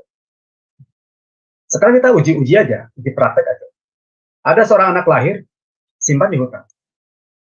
Dia akan besar secara alami, hidupnya seperti binatang. Kenapa? Ya karena tidak mengajari. Ada orang yang dididik kepada keluarga yang baik, ya, keluarga yang baik, sikap yang baik, dia merasa menghargai orang, dia akan keluar. Coba di rumah, dibentak-bentak, dimarahin, di sini, dia akan menularkan itu kepada orang lain, karakternya. Jadi pendidikan rumah penting, agama penting, itu yang dia. Nah sekarang itu mulai bergeser sesuai dengan manusia akhir zaman, bahwa manusia akan mencintai, itu kenyataan. Ya, semakin teknologi berkembang itu sudah nyata firman Tuhan. Makanya kita sebagai anak-anak Tuhan bersyukur bisa menjadi anak yang baik. Saya punya anak 2, puji nama Tuhan, ya sudah kuliah, dan saya bersyukur mereka adalah anak-anak yang anugerah Tuhan yang Tuhan berikan kepada saya. Ya, saya udah gambarkan pertama waktu ya. Saya bersyukur sama Tuhan, mereka baik-baik, dan itu merupakan anugerah buat saya, dan kebanggaan buat saya. Apa terjadi kalau anak saya mati kata di luar? Atau sedih kan? Berarti gagal sama dunia. Kenapa? Peran ibu, istri sangat penting. Makanya anak 0 sampai 5 tahun jangan dibesarkan sama keluarga. Besarkanlah dengan ibu kandung sendiri. Itu aja Bu, makasih Tuhan berkati. Iya, saya setuju itu Pak Titus. Karena temperamen seseorang itu terbentuknya itu karena identik dari satu itu dari pelajaran saya ya, itu dari DNA dari keluarganya. Kedua juga karena dari latar belakang pendidikan seseorang itu, ya tentu dari keluarganya dia dapatnya apa. Kemudian belief sistemnya itu, setelah dia dewasa, setelah dia bisa memikirkan sendiri, dia mempercayai apa gitu loh. Nah, sebelum bergerak di dalam mempercayai sesuatu apa, tentunya dia harus tahu dulu tentang mana yang benar, mana yang tidak gitu loh. Nah, kalau nggak ada yang memberitahukan itu kepada dia, ya hancur, habis kalau menurut saya. Jadi orang semakin rapuh jadinya. Kekristenannya itu menjadi rapuh. Itu jangankah kekristenan, Pak, dalam kehidupan sehari-hari saya lihatin banyak sekali yang rapuh. Yang saya temuin ya. Karena dari cara dia berbicara, dari cara dia bertindak, itu kan sudah sebagai jendela kejiwaan dia, Pak. Orang mengemukakan sesuatu itu, kita bisa tahu ini orang pinter ini, dia orang berilmu, dia benar-benar cara dia berbicara dia tahu gitu, ya kata. Ada juga yang berbicara kita lihat omong kosong tok. Karena apa? Kamu ngomong sesuatu hal, tetapi yang kamu lakukan tidak seperti yang kamu ngomongkan gitu kan? Kan rapuh berarti kan Pak? Jelas rapuh banget itu. Nah, banyak saya lihatin di sana. Jadi mereka pikir Pak, kalau menurut saya, karena mereka tahu bahwa Roh Kudus itu adalah sebagai penolong dalam hidup kita, ya toh. Tetapi saya lihat anak-anak Tuhan ini banyak sekali hanya mengandalkan Roh Kudus, tolong saya, bantu saya, tolong saya. Gak bisa begitu kalau menurut saya. Roh Kudus akan menolong, tapi di dalam diri kita tuh harus ada upaya, harus ada perjuangan menurut saya. Supaya kita tidak rapuh, ya kan? Kayak seperti apa-apa, beng dikit marah, beng dikit emosi, beng dikit ngamuk, ngambek gitu. Keluar dari grup, keluar dari ini gitu. Kan dari kalau orang yang punya keluarga tahulah ya, keluarga besar kan pasti tahu ini anaknya orangnya tipenya begini, anaknya begitu. Nah, apalagi kalau kita sudah masuk di dalam tim satu pelayanan, kalau menurut saya kalau kita sudah masuk dalam pelayanan, kita harus sudah siap moral kita itu loh. Moral kita tuh harus sehat, benar nggak Pak? Jangan yang rapuh. Masuk di dalam pelayanan rapuh mentalmu. Wah, sayang sekali. Kamu nggak tahu bahwa yang kamu layani ini adalah raja di atas segala raja yang harus kita sudah siap. Tadi Bapak ada gemblangkan mengenai prajurit Allah ya. Prajurit itu kan harus udah dilatih dulu kan Pak. Nggak mungkin kalau jadi prajurit nggak dilatih dulu. Tiba-tiba dipasang di depan. Ini prajurit sudah bernama ini, tampil gitu. Padahal dia tidak ikut dari tahap pertama. Dia mesti dilatih dulu, bangun pagi dulu, olahraga dulu, ya itu segala macam. Nggak melalui prosesnya. Bagaimana itu bisa dilakukan? Itu aja sih Pak yang menjadi pikiran saya dari pelajaran ini. Iya, baik. Pak Titus mau menambahkan lagi untuk Pak sharing dari Ibu Heni, silakan Pak. Ya. Gimana? Ya, cukup bagus tadi ya. Saya boleh bersaksi tentang masalah kesabaran ya, kesabaran ada dari saya. Itu terjadi barusan kepada saya. Saya kemarin putar film ya, karena saya mungkin sudah kirim ke Bu Hedi, saya masuk film kemarin langsung di CGV. Ya, saya berperan sebagai kitapa yang cukup sentral. Waktu saya masuk ke CGV, ke bioskop, nama saya tidak ada di dalam peran. Yang lain ada. Tiba-tiba kedagingan saya muncul. Saya marah dong. Nama saya pemeran kok nggak ada. Yang lain, wah ketawa ketiwi, wah ada. Serius Bapak Ibu Saudara sekalian. Kemarin saya sudah sampaikan ke Bu Heni ya, segambaran saya kemarin ada film di Budak Angon tentang penginjilan rohani gitu. Saya peran cukup penting menjelaskan Budak Angon, tapi nama saya di pemeran yang sudah jadi tidak. Tapi ada roh Allah yang berbicara dalam hati saya. Serius. Makanya kalau saya mau bawa firman Tuhan, saya minta waktu berdoa dulu. Bu, saya berdoa dulu. Minta hikmat. Supaya apa? Supaya saya benar-benar ini dari Tuhan. Setelah saya berdoa itu, tiba-tiba apa tadi? Hancurkan keegoan ini. Kamu nggak boleh sombong. Kamu nggak boleh. Ini saya, Bapak Ibu mungkin bisa kelihatan ya. Ini ya. Ini Budak Angon yang sudah tampil di CGV. Tuh, kelihatan ya. Nggak nah, kelihatan. Kurang Pak, iya. Nggak apa. Nah, yang jadi masalah adalah saya bersyukur sama Tuhan. Saya dihajar sama Tuhan. Meskipun namun tidak ada. Jangan mencuri kemenangan itu. Saya bersyukur setelah berdoa, mematahkan rasa ego. Saya ramai sama teman-teman, foto-foto dan sebagainya, Dan jangan membuat rasa sakit itu menguasai pikiran hati saya. Kalau hati pikiran saya sakit karena nama saya nggak ada peran utama, maka saya suasana hari itu tidak akan pernah saya. Ya, saya ada foto tertawa dan sebagainya, foto dan saya sudah. Dan saya pun sempat menyampaikan kepada pimpinan dan pimpinan, oh mohon maaf mungkin nggak kayak tidak apa-apa, sudah. Disitulah saya dibentuk karakter supaya belajar sabar, belajar jangan marah, belajar. Dan ini sesuai dengan apa yang saya sampaikan. Saya pernah bilang bahwa setiap orang Kristen yang mengalami sesuatu, Tuhan punya rencana.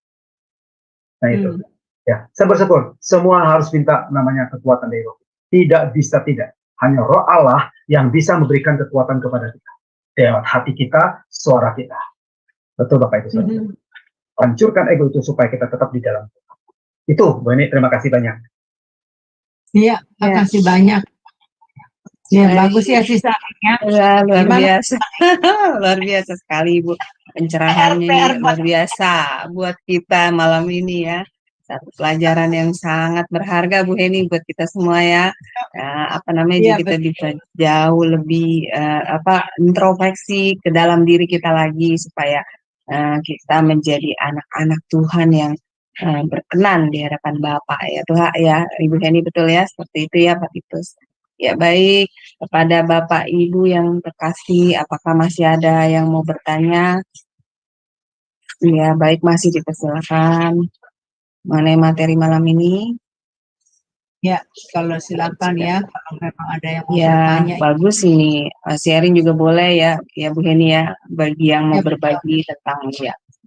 Boleh, silakan. kalau ada kesaksian juga boleh ya. Kesaksian Ya, pembicaraan ini. Kayak tadi betul. kesaksiannya Pak Titus itu bagus sekali itu. Iya. Secara manusia sih saling bisa ngamuk loh, di buah Iya. pemeran ini nama kagak ada gitu kan, kagak ditulis. Betul. Iya. Iya, betul. Di menguji kesabaran banget itu Ibu Heni. Sungguh-sungguh karena apa? Itu menyenggol ego sekali ya Pak. Bener nggak Pak? Ya pasti aduh kalau yang nggak apa namanya nggak terlatih ya Ibu Heni untuk sabar itu udah pasti ngamuk gitu. Kalau saya bilang segini, saling. Itu kalau saya bilang itu melatih untuk mematikan kedagingan ya. Mematikan betul, ego, iya. Mematikan Betul, banget ya.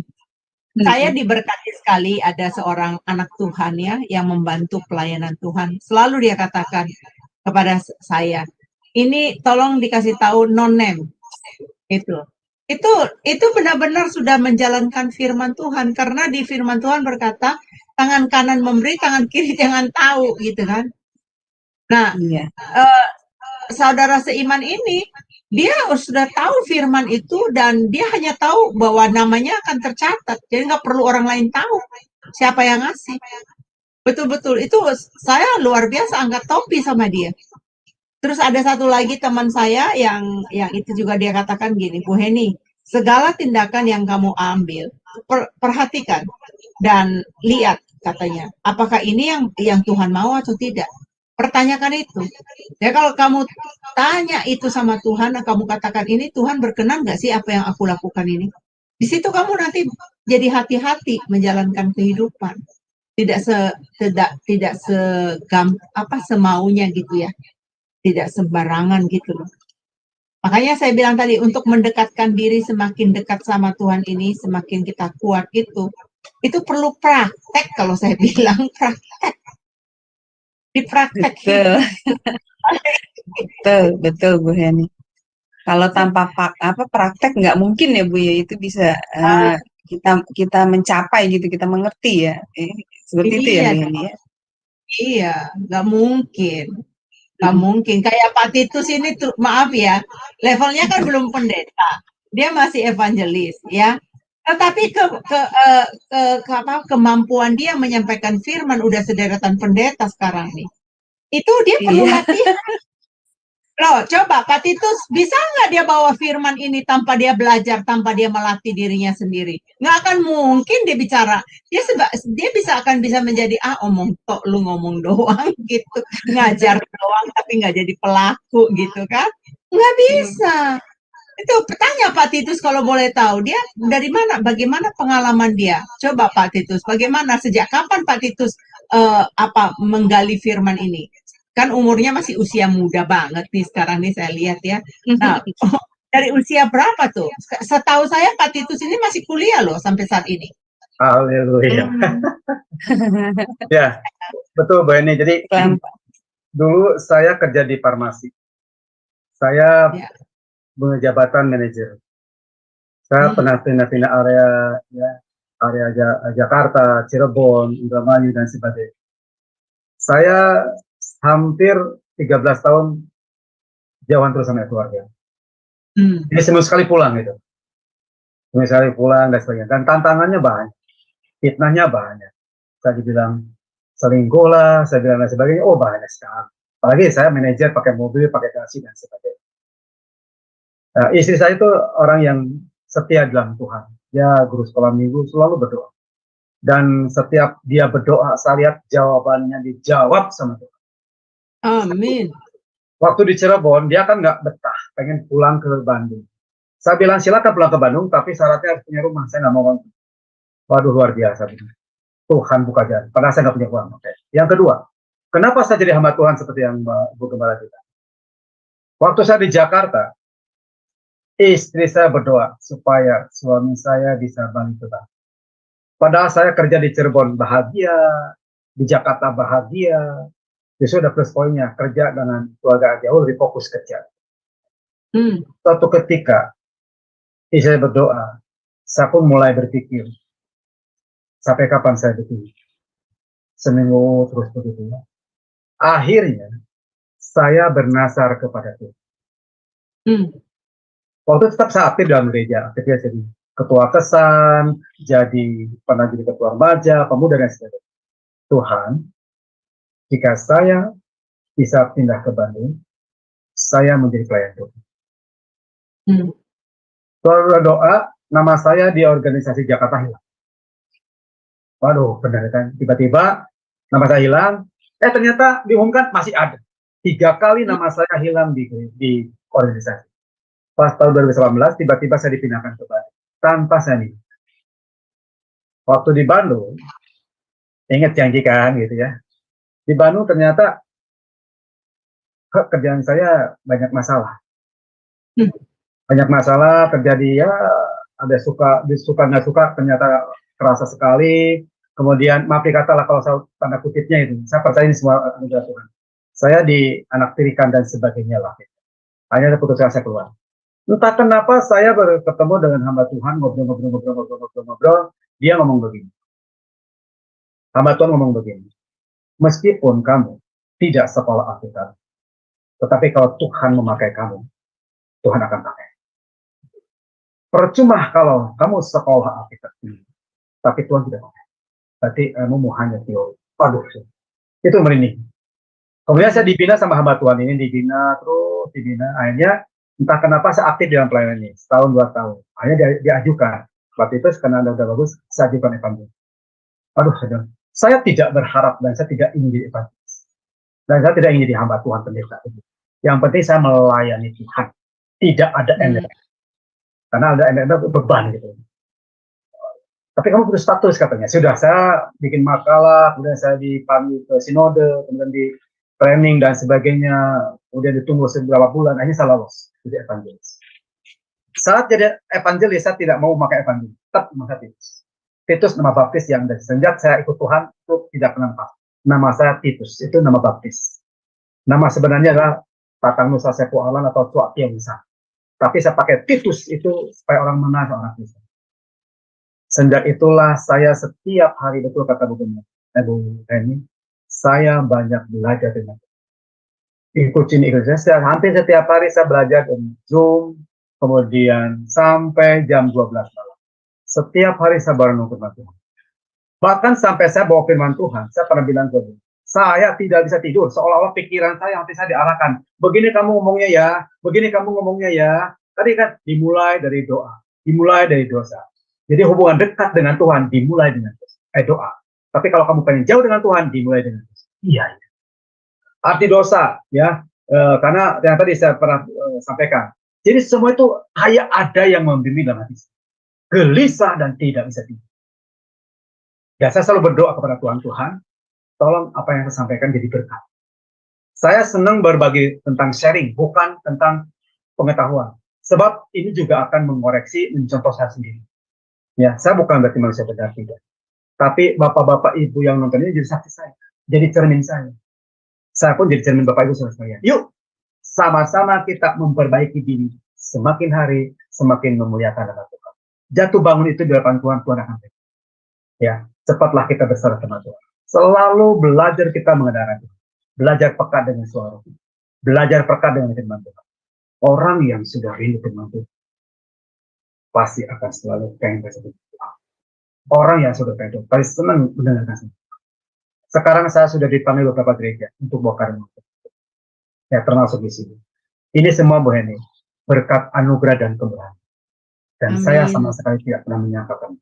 Saya serahkan sama Tuhan. Jika Tuhan memakai saya, tolong bukakan jalan pikiran hati saya supaya apa yang saya sampaikan bukan sekedar itu.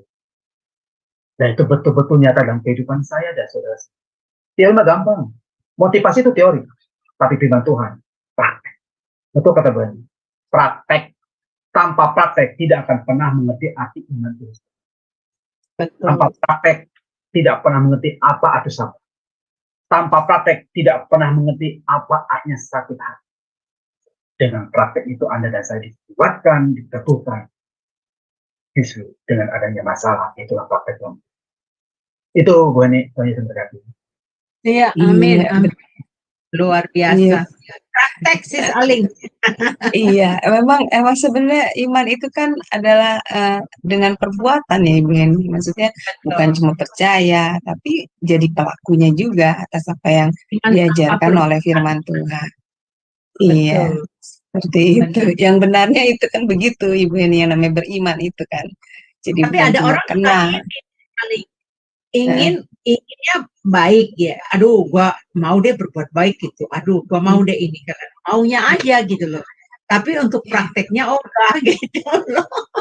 Enggak enak Cuma emang sampai yang diniat ya Bu Heni, sampai diniat aja. bener nggak enak menyangkal diri itu ya. Sakit soalnya. Betul. Iya. Nggak nyaman gitu loh.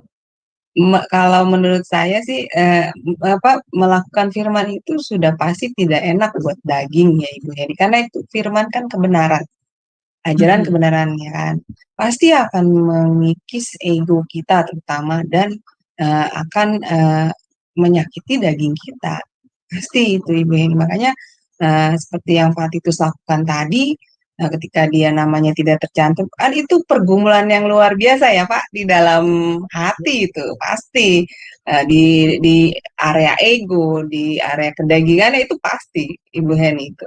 Bukan hal yang mudah, bener Pak Titus ya, pasti itu karena waduh ini waduh merasa kayak tidak dianggap ya Pak, tidak dihargai gitu, apa gimana gitu pasti begitu ya Pak. Saya juga pernah merasakan perjuangan seperti itu, tapi ya memang harus dilawan sih Bu Heni kalau menurut saya sih. Pada saat kita memutuskan untuk melawan semua itu, nah pada saat itulah kasih karunia berlaku ya Pak Titus, untuk menguatkan kita ya, untuk memampukan kita untuk bisa calling down gitu loh Bu Heni, untuk oh ya saya harus melakukan yang benar sesuai firman gitu sih. Bener seperti itu ya Pak Titus ya. Iya, kalau saya sih bilang begitu Bu. Makanya kasih karunia Tuhan itulah sebenarnya yang kadang-kadang banyak yang tidak sadar kalau menurut saya ya, Bu Heni, karena mereka kan merasa sulit gitu melakukannya, tapi sebenarnya Tuhan itu memberi kasih karunia untuk kita. Kalau kita sudah memutuskan untuk melakukan yang benar ya, pasti kasih karunia Tuhan itu memampukannya. Seperti itu sih. Iya. Amin. Iya. Amin. Ya, terima kasih Pak Titus untuk pelayanannya malam ini bagi kami semua. Sepertinya sudah larut malam sekali dan tidak ada lagi yang bertanya ya. Maka kita akan sudahi kelas kita ini. Terima kasih Pak Titus untuk pelayanannya. Semoga pelayanan Pak Titus semakin diberkati lebih dan lebih lagi oleh Tuhan, sehingga menjadi berkat bagi banyak orang. Sebelumnya Pak Titus closing statement dulu dan nanti terakhirnya pimpin doa ya Pak buat kita semua. Terima kasih Pak Titus, silakan. Oke Bapak Ibu saudara sekalian, tetaplah berdoa. Iman dan doa adalah vitamin bagi jiwa. Manusia tidak dapat hidup sehat tanpa mereka. Dalam doa, lebih baik memiliki hati tanpa kata-kata daripada memiliki kata-kata tanpa hati. Doa adalah obat bagi jiwa yang hampa, pikiran yang bimbang, dan hati yang terluka. Doa akan sangat besar kuasa ketika kita selipkan kata percaya di setiap bait. Doa membuat orang lemah menjadi kuat, membuat orang ragu menjadi yakin, dan membuat orang yang takut menjadi berani. Jika kamu punya waktu untuk merasa khawatir, pasti kamu juga punya waktu untuk berdoa. Bahkan ketika segala sesuatunya menjadi hancur, jangan pernah menyerah. Tetaplah berdoa dan yakinlah kepada kuasa. Apapun yang kamu anggap itu sulit, Allah mampu membuat itu mudah. Karena itu, tetaplah Bapak Ibu selalu berdoa. Buah keheningan adalah doa. Buah doa adalah iman. Dan buah iman adalah cinta. Buah cinta adalah pelayanan. Dan buah pelayanan adalah sukacita. Karena itu, saudara yang kekasih, sabarlah dalam penantian. Tekunlah dalam pekerjaan. Dan yakinlah dalam doa. Sekali lagi, tetaplah berdoa. Sampai Tuhan berkata, waktunya kamu pulang. Haleluya. Mari kita berdoa. Tuhan, terima kasih ya Bapa buat renungan pada malam hari ini. Hamba-Mu menyerahkan semuanya ke dalam nama Engkau, Tuhan. Jadikan kami pelaku firman Allah yang sesuai dengan kehendak dan rencana. Karena itu Tuhan, mampukan kami untuk melakukan segala sesuatu melewati dengan kekuatan dari Roh Allah. Tuhan, kami percaya ada upah-Mu besar di surga buat anak-anak yang setia. Kami percaya Engkau juga akan selalu menopang, menolong, dan membantu orang-orang yang sungguh-sungguh menyerahkan hidupnya kepada Engkau. Berkati Tuhan pelayanan Sema Adonai dan grup yang lain. Berkati Tuhan dengan pelayanan ini. Biarlah setiap jiwa-jiwa yang mendengarkan renungan firman Tuhan atau mendapatkan ilmu dari firman Tuhan bukan hanya sekedar untuk didengar, melainkan bisa dipraktekkan di dalam kehidupan kami sehari-hari. Sehingga Bapa, nama-Mu dimuliakan dan kami ada dalam bagian kerajaan Allah. Berkati para pendengar, berkati dimanapun, berkati semuanya. Terima kasih Bapa yang baik. Terima kasih Tuhan Yesus. Terima kasih Bapa. Dan kami peralaskan doa yang jauh dari sempurna ini ke dalam satu nama yang luar biasa, yaitu di dalam berkat nama Tuhan Yesus Kristus, Juru Selamat kami yang hidup dari sekarang sampai selama-lamanya. Haleluya. Amin. Amin. Puji Tuhan. Terima kasih Pak Titus untuk pelayanannya. Semoga Tuhan memberkati Pak Titus dan keluarga. Amin. Ya, baik Bapak Ibu, kelas ini sudah selesai. Selamat beristirahat. Tuhan berkati. Shalom, shalom. Shalom.